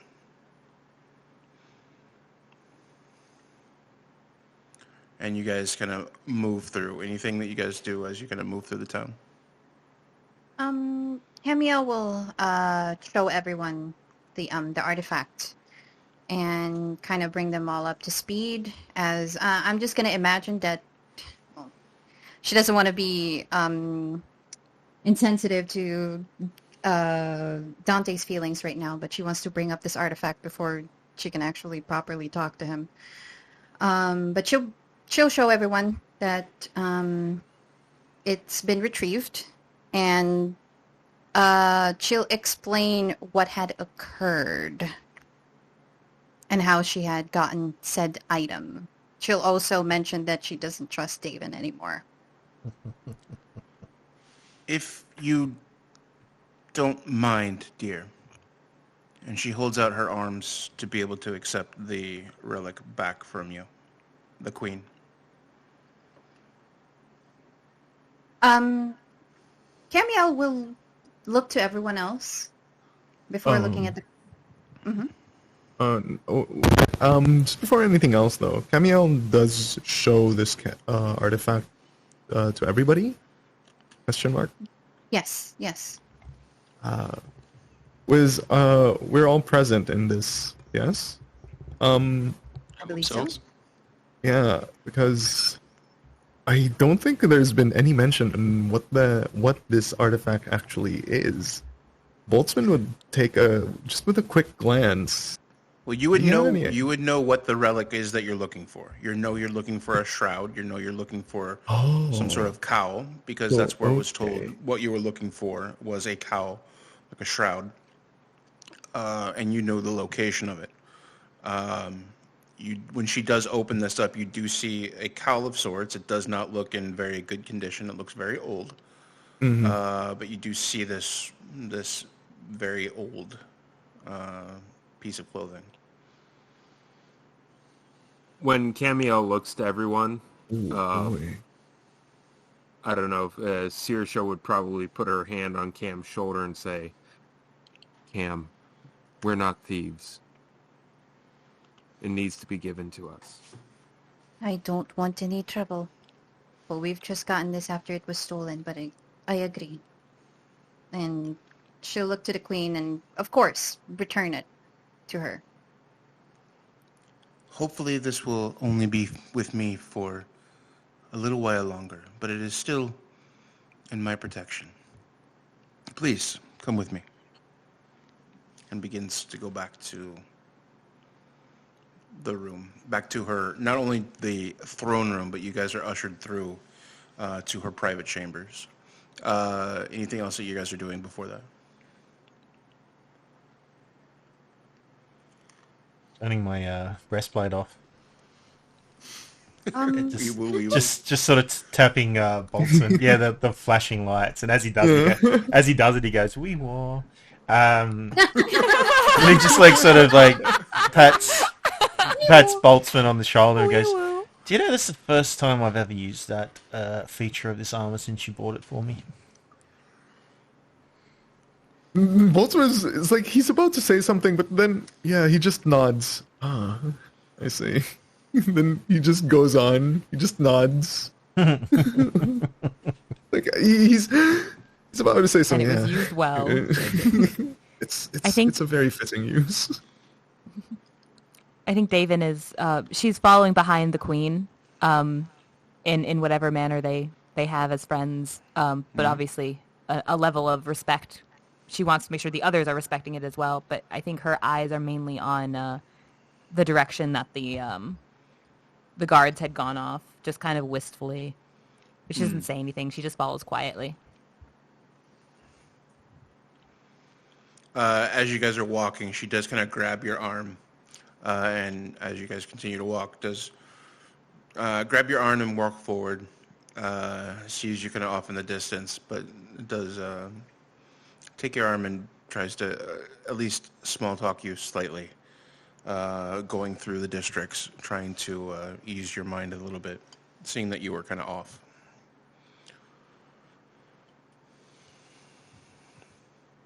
Anyone else doing anything before you guys get back to the chambers?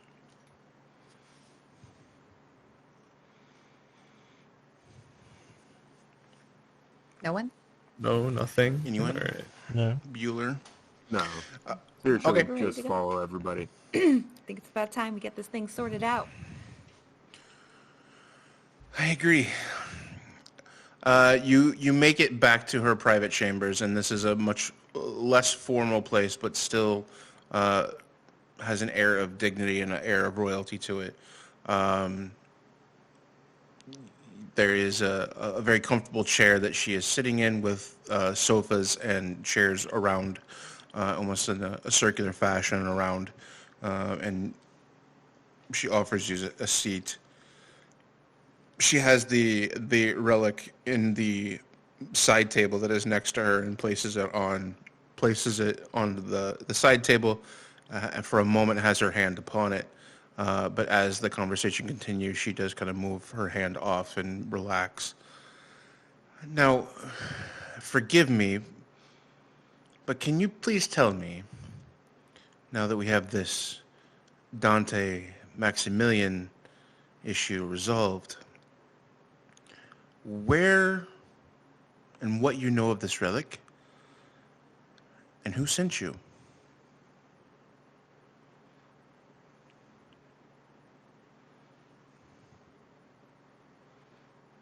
Anybody? Don't all speak at once. Well, basically, I think we may have mentioned that King, what's his name? Oh, is that the letter? King Xavier Ortan? Yeah. We'll literally say King Ortan gave us this quest.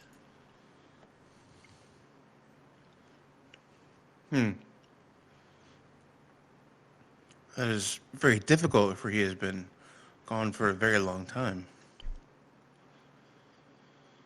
Indeed. But we found a letter, a note that charged us, essentially, with recovering these artifacts. And what do you believe this artifact to be?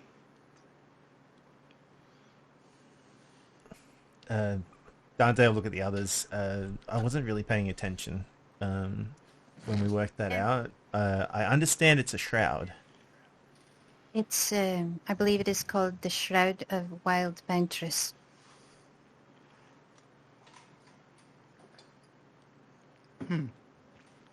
It was gifted to someone named Soraya Sapbottom, I believe. Interesting. And although it is very hard to assume that it is somewhere else or that I don't have it, is now that it has been brought to the forefront of this conversation, how did you know that it was here?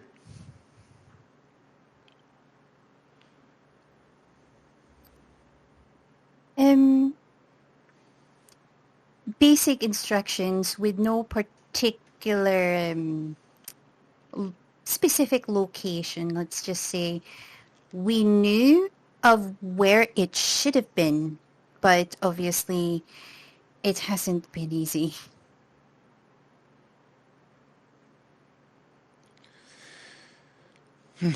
This day has been a long time coming. She stands, and you can tell that this... I don't know if I've given a proper description of this Queen Lotus. She's a very large, much bigger in stock than most of the other birds there, the bird people. She's larger. She has pretty much all white plumage. She is wearing a white gown of sorts with golden trim. She has a garland necklace that kind of drapes down in front of her chest of these almost neon green feathers that are like strung one by one in a very precise, very specific pattern. She stands up, she kind of addresses those and pushes them down, reaches over and walks a few steps over to a bookcase.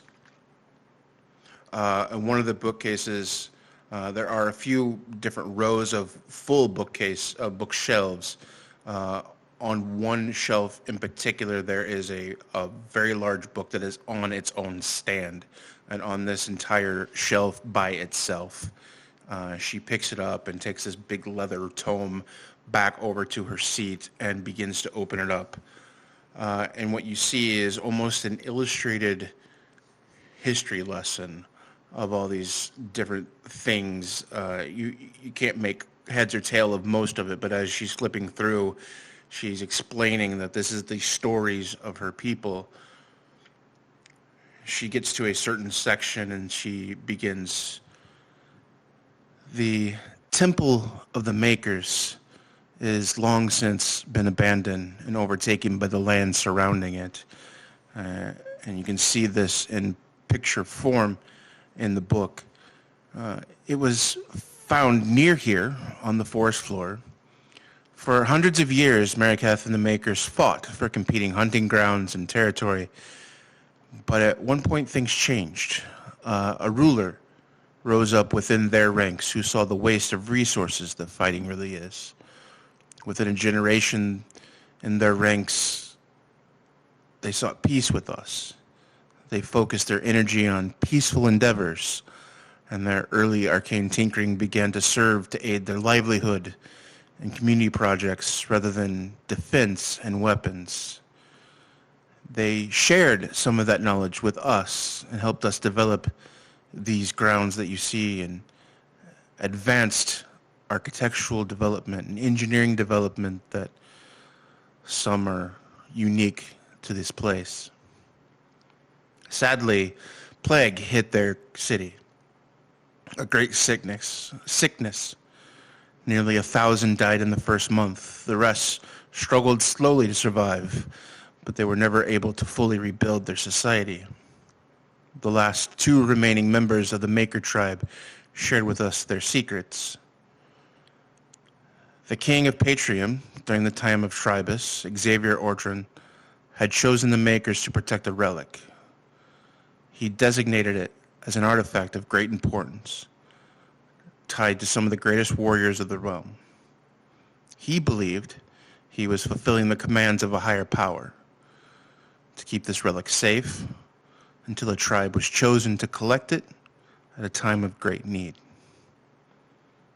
This relic And she closes the book, puts it onto the table, and picks up the relic wrapped in leather. And she begins to unwrap the leather, bounds and unrolling this leather sheath that the shroud is in. The shroud looks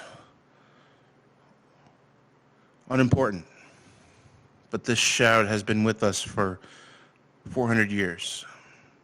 To protect it, only the royal family and the vault keepers knew of its existence and its legacy. Yet, here you are, with details that only someone on a quest of this magnitude could know. I believe today is the day that this quest and my obligation to protect it is ended. She begins to roll it back up. She stands across from Camille, who she had taken it from, and presents it.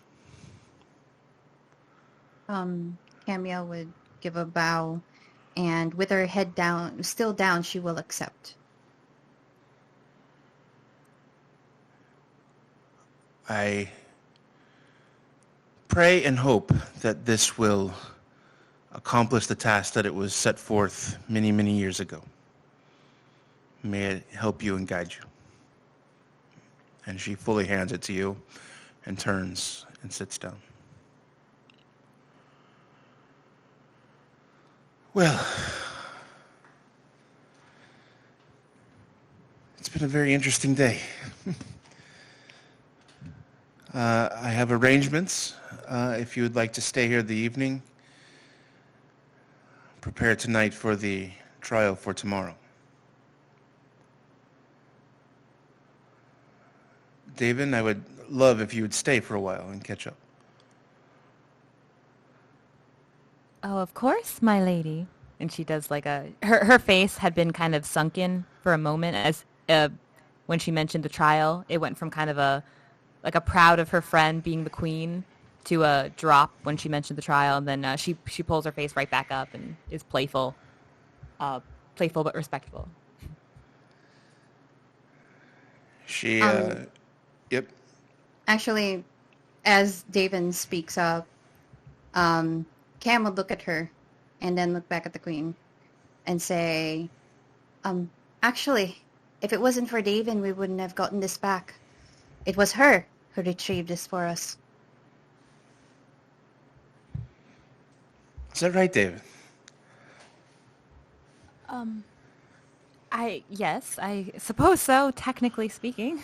I guess. And she looks over at Cam and has like a confused but kind of grateful smile. Well, I'm sure there's a story there. How did you end up with it? Well, Camille had created this beautiful creature. Gorgeous. Did you see it up in the air? This amazing. Oh my goodness, it was amazing. I'd never seen anything like it, and offered to allow me to go with her just since I have a sense of the city. And I as we were traveling, we ended up in the mercantile district, and I saw a moment. We saw what looked familiar as where Max may have gone, and she allowed me to go for the sake of trust. She allowed me to go catch up to him. So I went into the alley, and, well, you may not know him well, other than what has happened here today. And you can her hands are kind of like moving all over the place. She's talking with her hands a lot, which might be out of place for the queen to note. And she says, he was already long gone. Poof, poof, poof, flashes, and on the way he travels. But he did leave this amazing thing, the shroud relic, behind. So I was able to return it.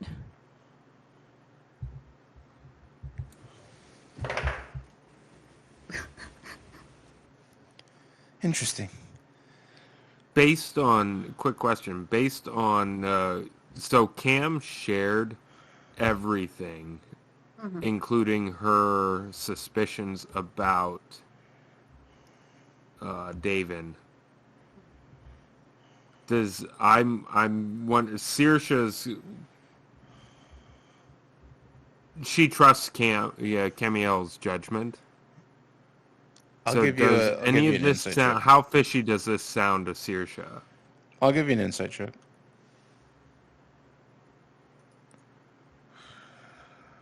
And they're in a city now. Damn it. Yeah. But that's a nat 20. Oh, do I even roll? That's still a nat 20. That's a 26. You got a plus 6. That is, that's a, what, is that a 7? Yeah, it's a 7. She's got a plus 6 to her insight, yeah. So yeah, So you plus 4 definitely to charisma. you definitely believe that she is being untruthful. Only in some degree. Most of that story is totally accurate. I think Saoirse would maybe look at Cam and raise an eyebrow at the points where she's like, yeah, as if to say, that doesn't sound right. The tenor of her voice is as if to try and convey through body language, the tenor of Davin's voice, some of what struck her as hesitancy just doesn't feel right. Should I say something? So I don't know does Camiel see Saoirse trying to basically get her attention, like, should I say something? If Cam can notice that, does Cam notice it? I'll say, yeah, this is a pretty intimate setting. Not a lot of things going on besides you guys talking, so it's definitely a very social interaction. I'll say that you would notice her kind of hound dog her head a little bit towards you. Yeah. Cam would give like a very short nod, as if to say, "Go ahead." Begging your pardon, Your Highness and Davin. I'm sorry, but why do I get the feeling that that's not the whole truth? Davin, what aren't you telling us? Let me be more straightforward. Did you let him go?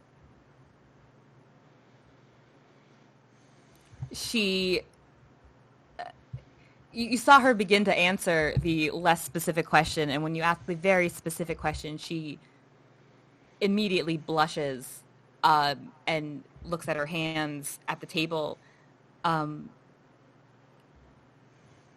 she just she shakes her head, not to disagree, but just to kind of see the trap she's in. And she takes a minute before she kind of finds words. She looks back up at the Queen, not at either of you, but at the Queen, and she says, so much has happened while I've been away.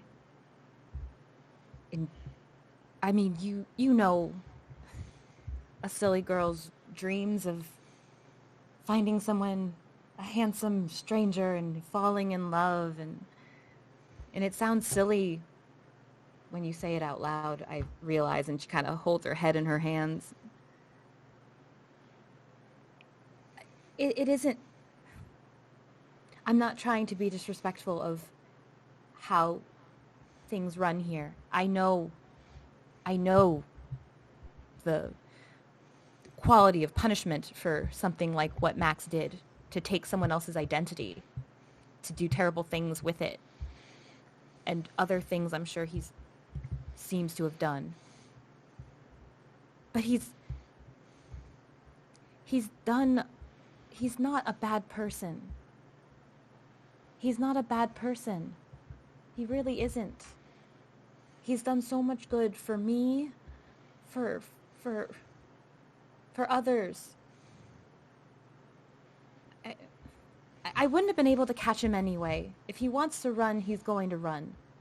I suppose heroes like you all, who can collect artifacts like these, I suppose you're the only ones who could catch him. I couldn't. So even if I did try and stop him in the alley, he would have gotten away from me anyway, and he probably would have left with the relic. So I could at least do that much. So he trusted me. So are you saying, in the eyes of the Queen, that you did not at all let him go? Is that what you're saying? In the eyes of Her Majesty. The Queen will interpret things the way she will interpret them. Thank you. And Camille I'm will sure she has her reasons.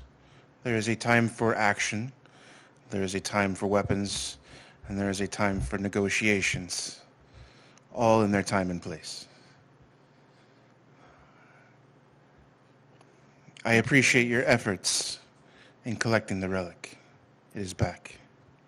It is in the proper hands now. That will be my focus going forward. You speak so much like a queen. Why, thank you. Well, thank you. Oh my gosh. And at this, you do sense a slight chill of pleasantries as the Queen is protecting her friend in this moment. Ah, that's so fucked up. Fuck politics. This sucks. I like to imagine that's what Camille says right then and there. In her Fuck this shit. Just walks out of the room. Shit. Fuck this. Fuck you. Fuck you, I'm out. I believe I would like to retire. If you would, please, we've made rooms available to you. Please let us know if there's anything that we can do. And we will meet with you tomorrow morning during the trial. I do hope the trial's fair. And Camille nods. It will. Bows. David sends her a look, a moment. One of obvious and the other of like, you really should be respectful in front of the Queen. She had been warning them before. She actually shoots David a look, but there's a smirk there.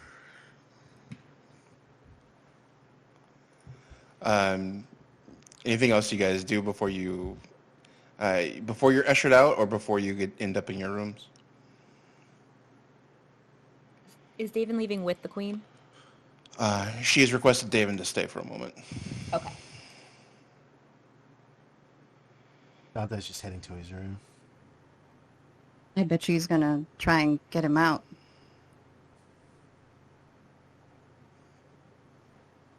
I'm just here sipping my beverage with the mic muted. I'm here sipping my tea, eating my popcorn. Well, that being said, though, Boltzmann would like to, before going to bed, going to the rooms, Boltzmann would ask for Bran to come along with him. Bran? Oh, take easy on. Take easy on. That, Camille, I love the idea, but I think there are a few things that we need to focus on first. Then it's like he's seeing, it's like he tells you that, but then his eyes would like he would keep on taking glances at the Phoenix. Like that spectacular plumage. Wouldn't you like to get this under a microscope? Anyways, Boltzmann would ask for Bran. Bran? Well, okay, so thing is, I'm just not too sure if mere cells are going to keep that It's like he's looking for a good word to use on Max. That bastard. And if you would just come along with me to, I don't know, I'm just going to put probably an alarm spell, some other sort of. I'll be right back, guys. All right. Bran actually fetches like a bit of chalk from one of his pouches. I could lay down something as well. Oh. And Boltzmann's gonna think of. Probably he knows what you're about to, what spell you're gonna cast. It's like, oh, you know that as well. My. Anyways, might have used it once or twice. The Bran is reminded of the werewolf encounter. Oh my. Anyways, quite effective. Anyways, yeah, sure. And I'm bringing you along mainly because I'm not too sure if I can talk to any of the guards, and I'm just gonna turn into a bumbling mess. And anyways, let's just go, shall we? Lead the way. I thought you were gonna. And then he looks around. Towards it.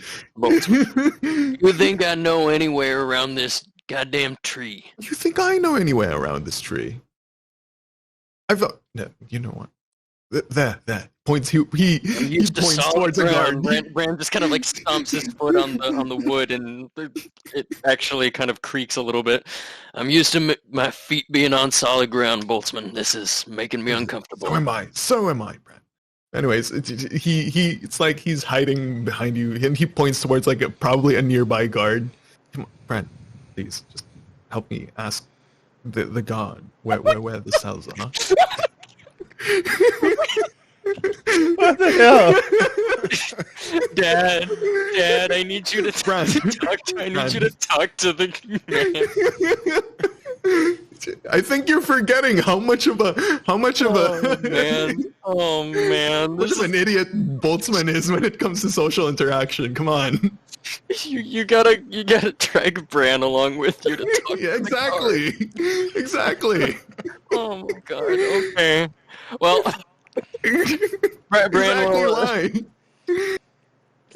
Bran will just shake his head slightly as he's kind of piecing together what Boltzmann is trying to ask him to do.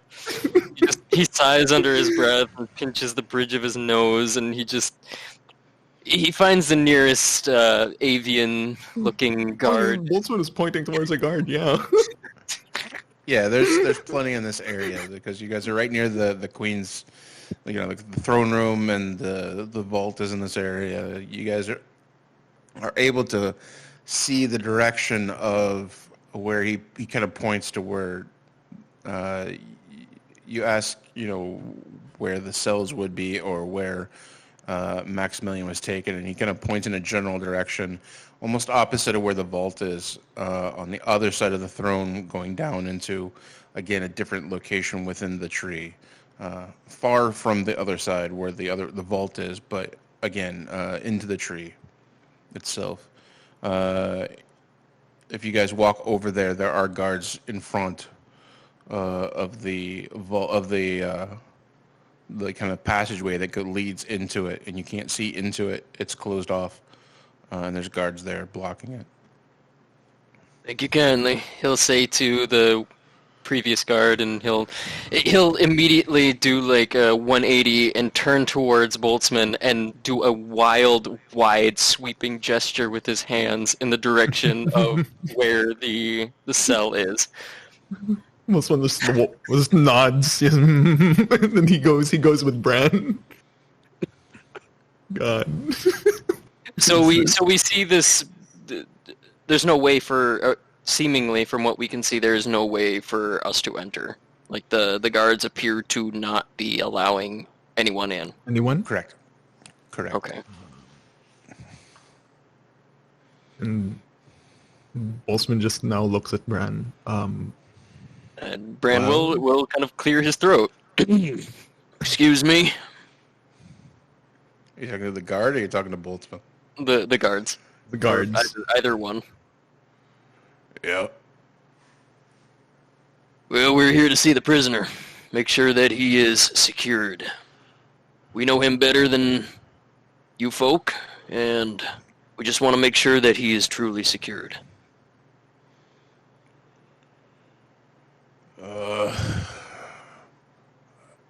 Let me check.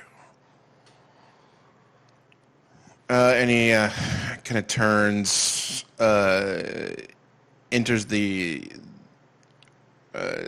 motions the other one, kind of gives like a, I'm not sure, kind of a look, and then enters in deeper. He opens the main chamber door that kind of enters. It's like a big steel door that they have there, that kind of opens into a hallway that you can see kind of descends into the tree, and closes tight back behind him. And he's gone for a moment. A few moments later, you do see him come back up. You can go down, but you have to have the aggrieved with you. It's part of trial law. Aggrieved? I believe they mean Dante. Well,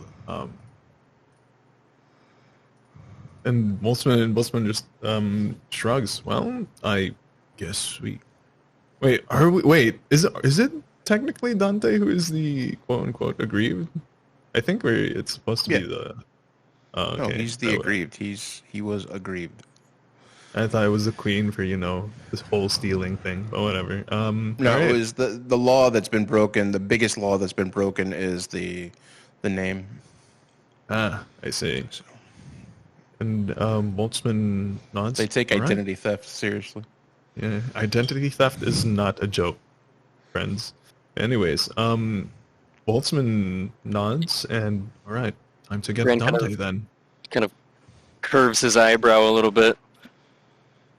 So, you want me to wake up the aggrieved from his deep slumber after such a long day of having his identity stolen from him?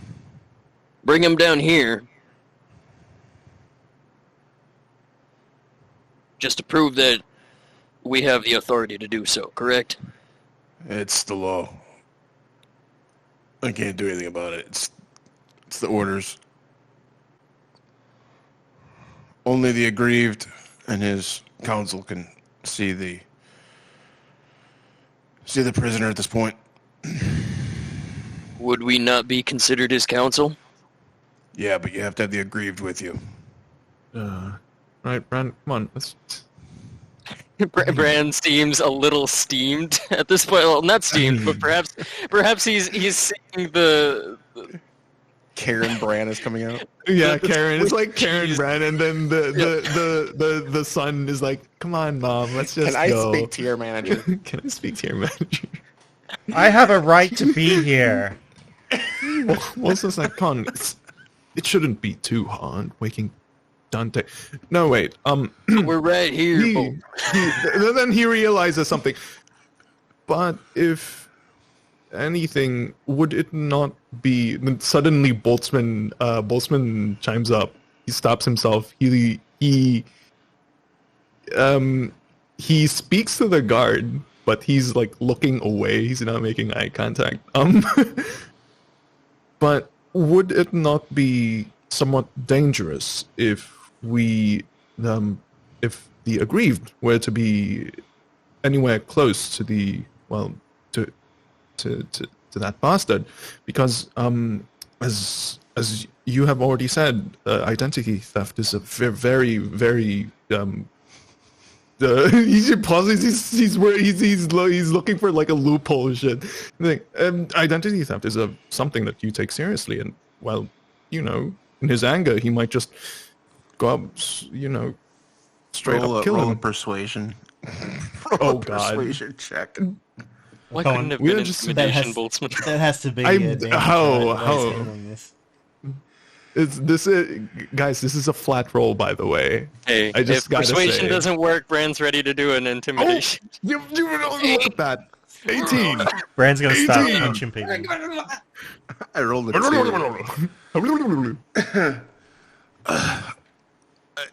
He looks over at the other guy. And besides, we're just making sure that he Fine, doesn't escape. Just stop. Fine.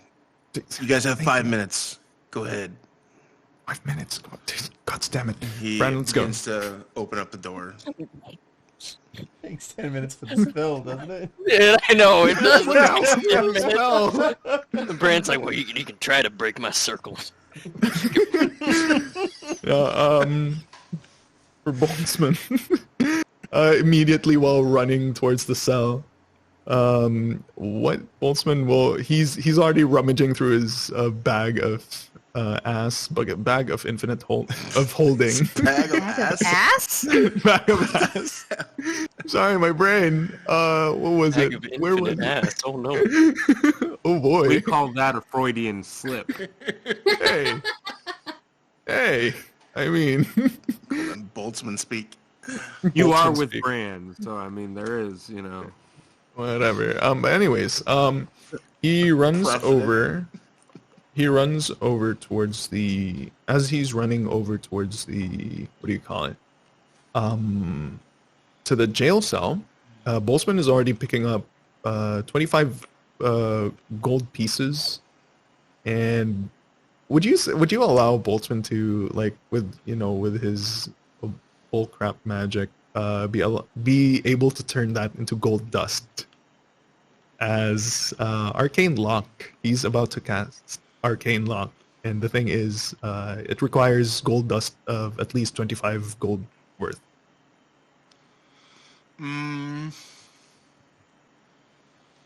Yeah, I mean, yeah, I'll allow it.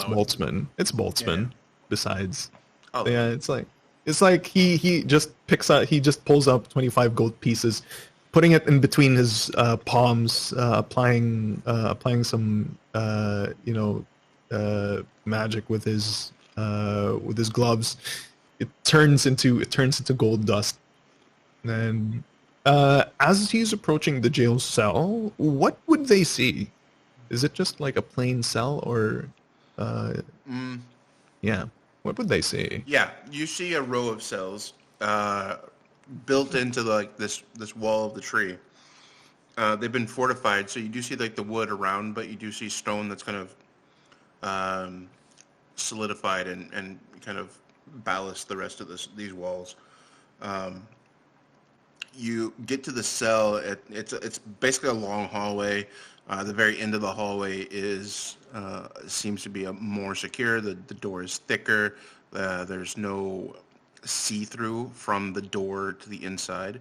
There is a small slot that is openable, but the guard is there. He opens the slot, and you look in. You see a very dim room, cell that's been. There are stone walls all the way around, and you see Max sitting basically in the corner, a bag over his head, his hands in gauntlet type device that kind of has them together in one spot, almost like in a prayer position, but they're kind of binded together and stretch fully, so it's rigid. And he has those in front of him, and there's no. He's just kind of slumped down. He's got his head up against the back of the wall. He hears the slide of the door. His head moves slightly, but just enough to be able to know that he's alive. He's not interacting with anyone. You've mentioned that there is a guard there as well? Yeah, the guard that you walked in with. There's also a guard, and there's also two guards within the space, closer to the front, and then one guard that's stationed directly outside the door. But the guard that let you in was kind of leading you down. And Boltzmann is now, in contrast to his, a bumbling idiot, socially inept idiot. He's now more in a it's like work mode. He looks at the guard, asks, the thing on his hands, does it have a lock? Yes. Then Boltzmann like squints, like thinking about it for a short bit. Would you let me get close to it? Make sure that it's not going to be unlocked by him. Just taking precaution. He has wait, what's the correct word? He has a history of being a slippery bastard. Would you kindly? And he asking the guard. Pretty please?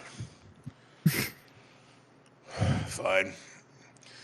And opens the door. Max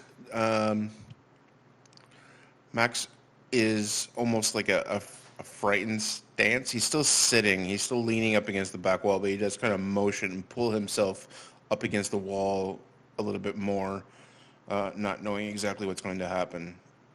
You do get closer to him, and you do see that the bag is fully over his head. He's not able to see. You're not able to see in. It's very thick cloth. It's very... so it's restricting his vision. That would take care of most of his abilities to like bamf, because he has to be able to see. Yeah. Okay. And the gauntlet, almost like it's like two gauntlets that are rigid, linked together, and there is a almost like a cuff that has a lock on it. Yeah, and Boltzmann would put his hand over the cuff with the gold dust in it, and as if it's like he's pressing the gold dust inside the locking mechanism. I mean, inside the keyhole, or whatever the hole to the locking mechanism is. And applying again magic, he casts. Where is it? Arcane Lock. So what happens to it is that if he does try to attempt to pick the lock, it's the DC increases by 10. As he does that,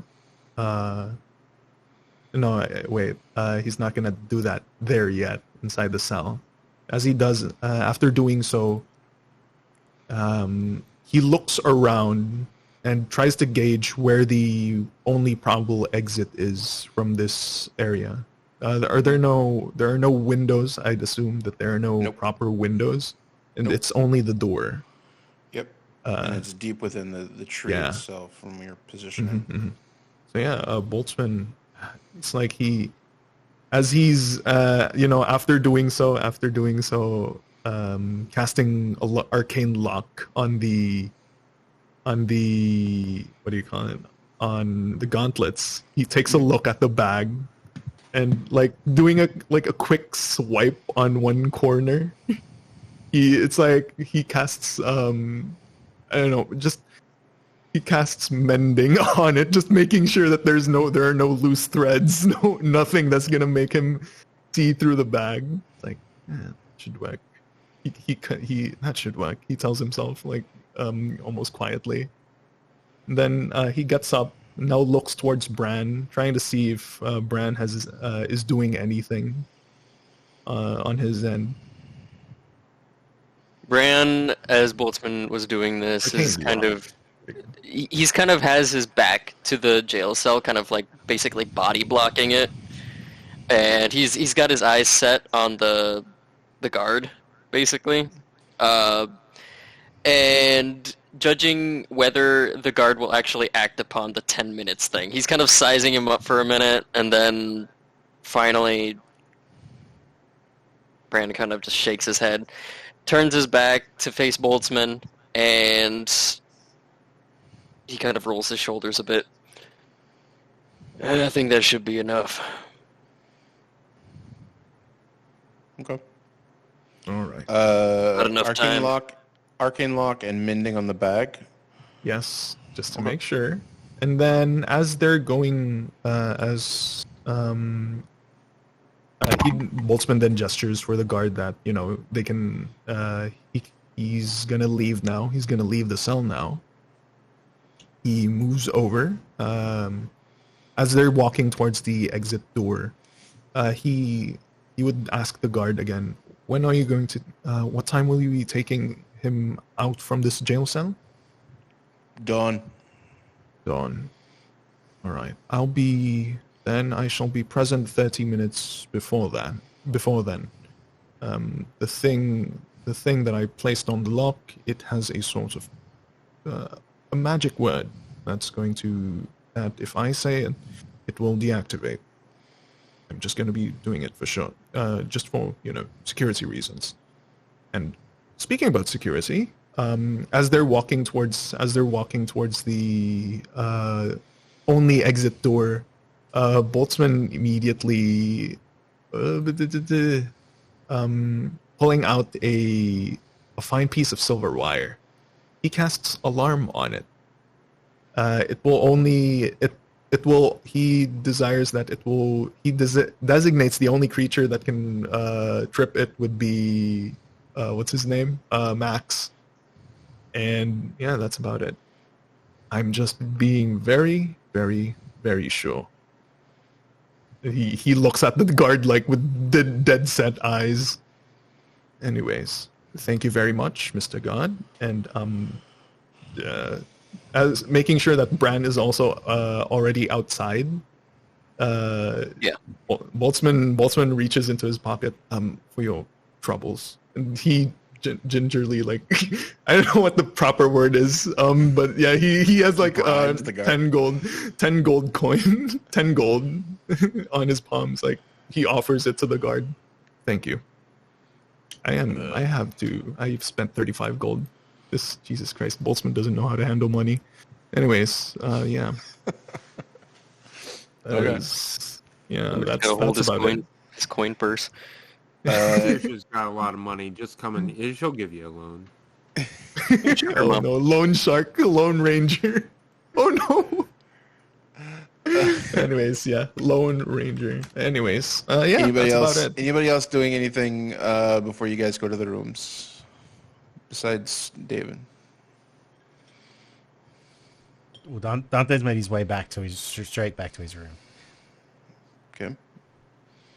I think Camille will pull Saoirse to the side for a bit. I was actually thinking the same thing. Is there anything Saoirse would like to bring up with Camille? Not immediately. I think I'm imagining they may have started. Saoirse started to walk out and then turned around right as Cam was coming to Saoirse. Mm-hmm. Like, so what do you think about... Well, maybe we should talk in private. Yeah, we should. And I'd like to imagine Dante is still like ahead of them, way ahead of them. Like he's trying to get to that bed. Yeah. I think they'll go to like a proper area where they can just walk and talk in private, I suppose, if DM will allow that. Mm-hmm. Things have begun to calm down in the main area. You see the direction of which the guard leads Dante. Mm-hmm. Actually, not a guard. It's actually just a consult. So just a plainclothes member of the Queen's staff that it leads them through. And you do have a few of those around. So letting them know that you're just going to walk for a bit before you head to the direction. They just tell you to meet back at the Queen's at the throne platform before, and they would take you gladly to your room when you wanted to, and you're given freedom in the town. And you guys, everything is kind of cooled down within the main area, the entry, and then also in the mercantile. It's all kind of slowed a little bit and back to a little bit normal. Okay. I think it's safe to talk here. Don't you agree? I think so. Yes. How are you doing? What do you think of... I don't trust David either. Camille pauses for a moment, and you can tell that this bothers her immensely. Like, deep down inside of her, she wanted to say something a little more snarky, but there's a little more control over who she previously was. So she only does this thing where her nose she scrunches her face, like she scrunches her nose in in a sort of disgust and looks away as though to just stare at something that isn't Saoirse, because she knows Saoirse can read her like a book. And takes a pause and then says, "It's complicated. We don't know Davin. We don't know her intent. It is so easy to understand her as she wears her heart on her sleeve. But as I stand here listening to the DM eat, it's a little more complicated as well." Damn it.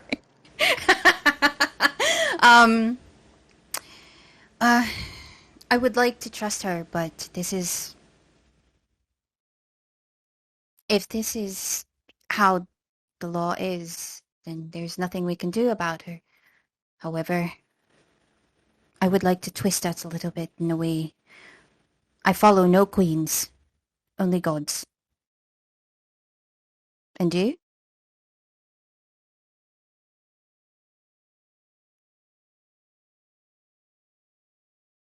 There's a part of me that can understand where she's coming from. She's a woman in love. And when you're in love, there's so much that you'll do for the one you do love. Which is why I don't trust her. If she let him go, if she actually...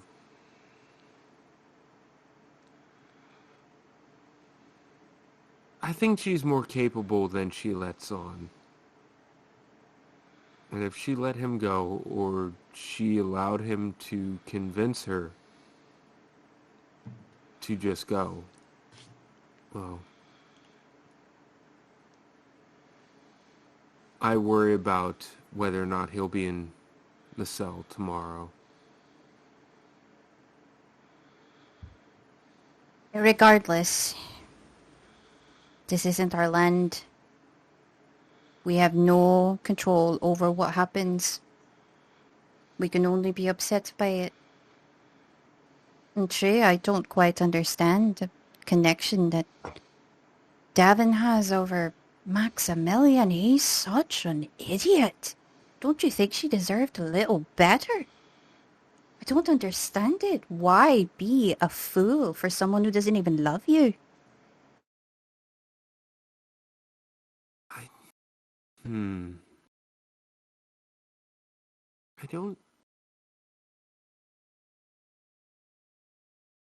I don't know if it's that he doesn't love her.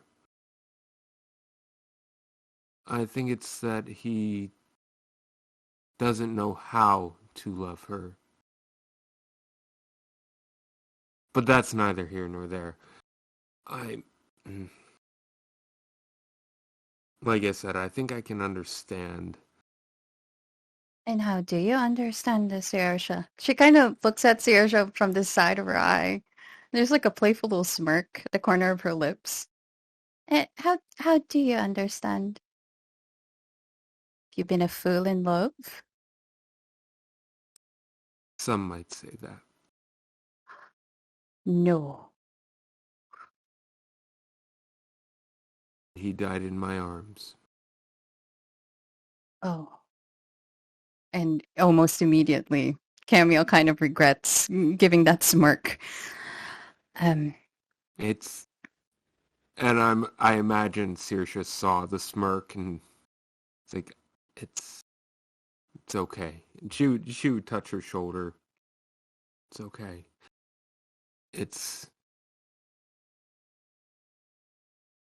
I truly believe he would have done the same for me. He would have held me if our places had been reversed. Might I ask what had happened?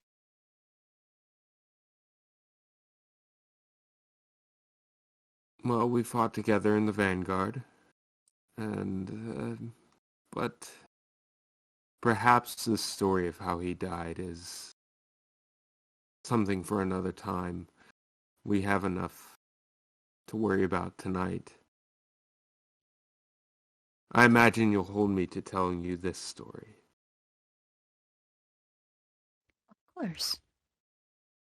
Absolutely. As far as queens and gods, kings and gods, whatever, to that too I also understand. I don't put much trust in anyone aside from the Wild Bountress. And all of you. I've seen the powerful and the mighty fall to corruption. I've seen my commanders do what they will just because they had power. And she would kind of crane her neck a little bit at that. And you would probably remember when you saw her in the bathhouse with all the scars that she had. It's like,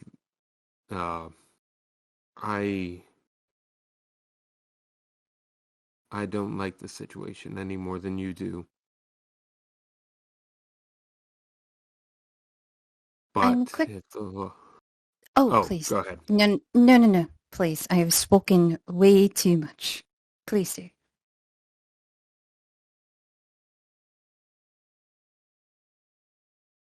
The laws of this land will be what they are, regardless of what we do. And if Davin let him go, I imagine that yes, there's probably not much we can do about it.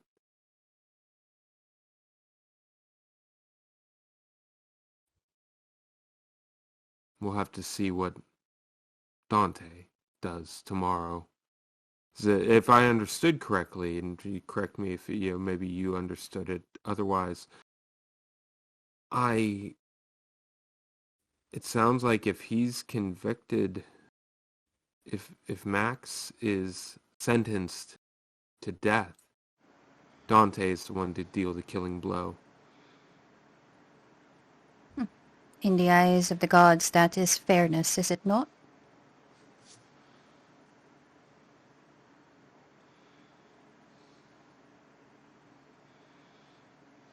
Maximilian. The Wild Bountress, yes. Maximilian took his identity. Dante has every right and claim to his life. That is how I see it. The Bountress demands balance and harmony. Perhaps.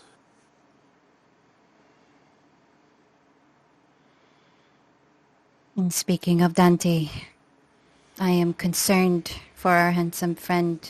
How is he? Is he okay? Did you see him? How he was? He seemed tired. I wouldn't say I don't know if he was distraught, but definitely tired. I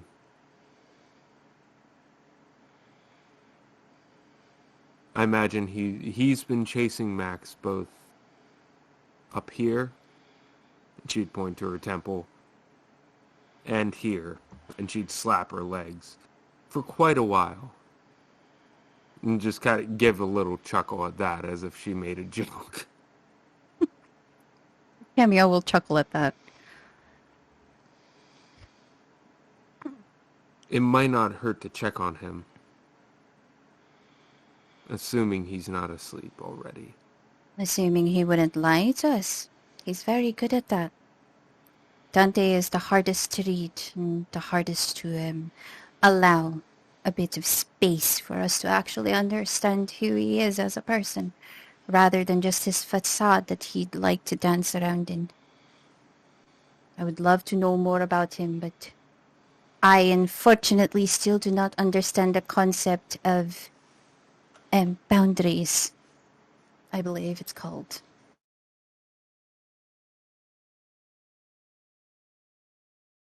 And you might catch a flicker in her eye, in Saoirse's eyes, and when you're talking about how hard he is to read, because I'm pretty sure that Saoirse has not shared some of her own encounter. There's some things that she hasn't shared with Cam that she's shared, that she had the experiences that she had with Dante. So you might catch a flicker of something in her eyes for a moment, and then yes, he is hard to read.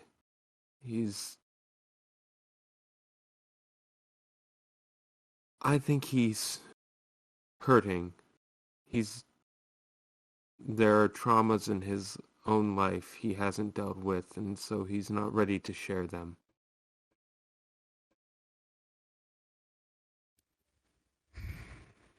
I would like to speak to him, but I just need to find the right moment to do so. I don't know if he trusts me enough with any of his secrets.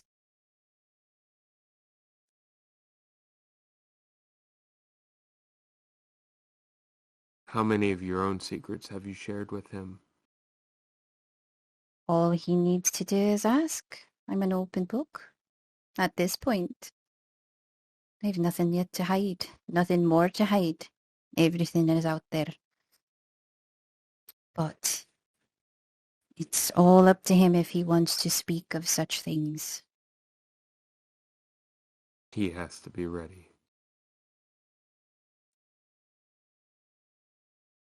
Well, we could at least go check on him now and make sure he's okay. I agree. Let's go. I'll follow right behind you. I'll stay up for a bit longer, and then I'll catch some sleep myself. I'll find a tree to rest in at somewhere. Hopefully they have hammocks or a branch that I can sleep on. You can create your own, I believe. There's lots of vines. Before you guys head over to Dante,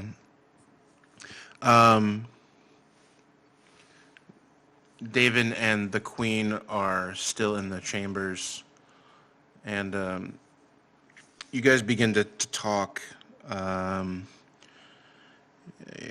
A lot of it at the beginning is just basic talk about her coronation. And her parents had gotten sick and passed, and she is now the queen. And a lot of her venting in a way that she has not had access to before. Being an outsider, David, you kind of realize that she has a different connection with you than with her people. So you guys connect, talk about old stories of childhood days when your father was still around and making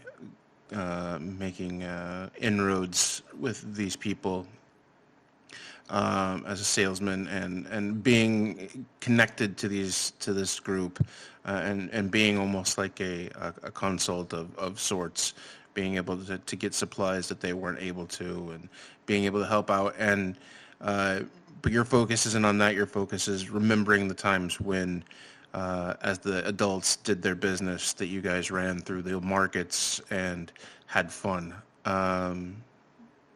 And knowing her only as Lotus, not as the princess and the heir to the throne. It gets to a lull in the conversation, and you can tell that the queen's heart is gets heavy for a moment. She pauses and reflects, looking at the book and the space where the relic once was sitting during the conversation that you guys had previously had. She pauses for a moment. David, tell me, I understand that you had been through some things with these people that you were here with today. But who are these people to you, really? Who is this Dante? I mean, Max, to you. Well, he's... He isn't what I expected. I don't know. There's this air of mystery about him, and there's things that are a little scary, you know what I mean? But also, when he's been with me, he's been protective and caring and careful. I don't know what he did to those... I don't know what he did to that group. I don't know why they are out for literally his blood. But he does make his way around dangerous people. That much I do know. I don't know how much of it is his own fault, though.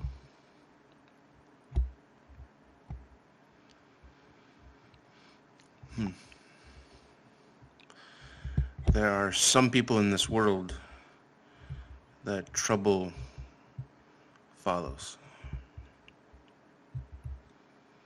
Yes. And wouldn't I be the one to find one? You know I have great luck with that. You always had terrible taste in men. But they were handsome, weren't they? To you. Oh, stop it. How trustworthy is this tribe, this group? Do you trust them to do good?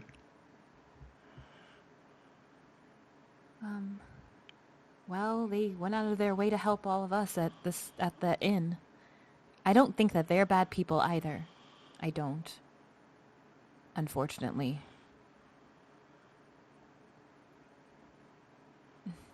They have a lot more, I think they have a lot more good behind them than maybe others. I think you were right to trust them with the relic, anyway.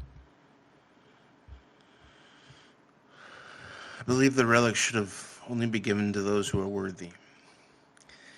And I don't have proof, only know what was told to me about what were to happen. The information that they were given, the information they knew, was unique.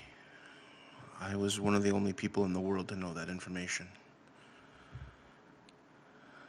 And the fact they said it with confidence. I think their worth has been proved beyond my eyes.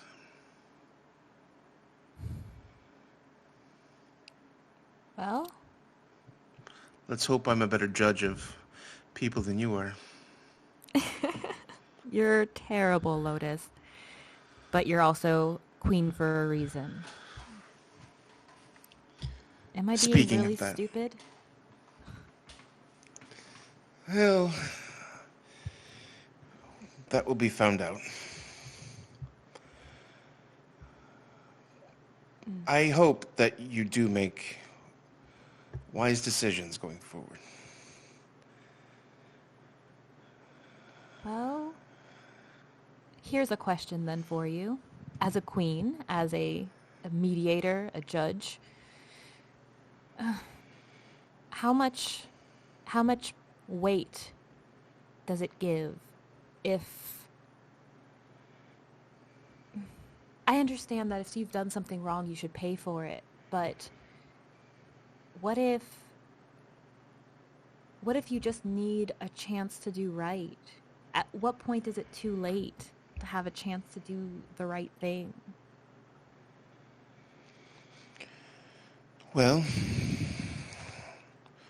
tomorrow will determine that. I am the judge. I am the arbiter of the law. I am the one that will dictate the proceedings. But I am only one voice. The outcome of tomorrow, the fate of Maximilian will be in the hands of Dante. It is him that will determine what will happen. Will you just keep in mind, just for me, I know I'm not the best at this, but you also know I'm not an idiot. I'm not a complete idiot, despite what you may have said in the past. But I do think that people need a chance. And if they're dead, they don't get another chance. And he did save my life. And if he really wanted those people dead, he could have killed them 1,000 times over. If he wanted the relic, he could have left with it. But he trusted me. He gave it back. He trusted to keep me safe, to keep this where it belonged. And she taps the table where the relic was. I hope that has some kind of sway, some kind of weight.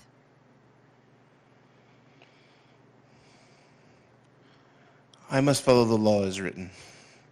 I cannot change it at this point. But I can make sure that your voice is heard.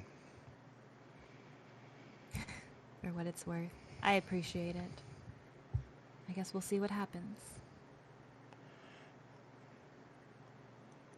Do me this favor. Once this is done, stay. Be my consult to the outside world. I've spent so much time getting ready to be the leader of Mariketh that I don't know what the outside world of this place looks like. I don't know what it is. Be my eyes and ears. Help me. Make sure your voice is heard not just tomorrow, but going forward. Help me be the best that I can be.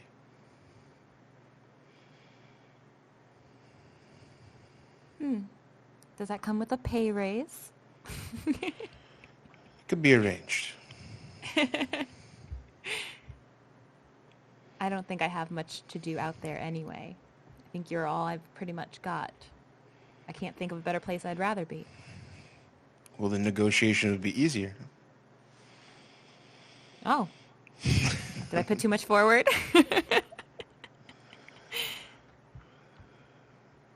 And as you guys continue to discuss, you discuss for a while, you talk, you, again, get back to the stories and reminiscing. Is there anything else that anyone else would like to do? Reason. So you guys are going to go see Break Max Dante? out of jail. No, stop. Jail. Yeah. Is Saoirse and Camille going to go visit Dante? How Or no? late is it in... because as much as Cam would like to check on Dante, she doesn't want to bother him because I don't know what kind of mood he's going to be in. So some other time, maybe. Okay. And then that's where we will leave tonight's session, with the evening falling upon Mariketh, the twilight dancing within the stars, dancing between the gaps in the foliage above. That is where we pick up next time. Adventures in Tribus. Oh, Yeah, my baby. heart can't take it. My Lucky. heart can't take it. A whole week? He's in a shit throwing mood. I know, right? Yeah, so it's great to be back. It's like, no, we have to wait another week. Oh my gosh. We can play another 3 hours. It's fine. Oh God. I don't have work and it's 11 a.m. for me. Yeah, it's 1 a.m. Yeah, Y'all are the ones exactly. with the Yeah, funky 11 time a.m. for zones. the two of us. So. It just Saoirse and David will just go. All right. I want to say thank you to all of our followers, supporters, viewers tonight. Do we have anything pop up tonight? Yeah, a new follow Fat and tonight, Sick- right? Sickly New Fool. follow. Did follow us tonight. Neat. Fat and Cynical. Oh. That's a great name. Fat and Cynical, 2 hours ago. Thank you for the follow. We appreciate that. We appreciate all the support we have here on Twitch. If you missed any part of this episode, the VOD is available immediately here on Twitch, but they won't stay there forever. If you want to catch up with any of our previous episodes, all 52 episodes previous to this one, please go to our YouTube, search Black Dragon RP, and look for our big Dragon Eye logo. Last thing before we go, I want to make sure we take a moment and shout out our players. In the info box below, you can see some links. Go check out these wonderful people.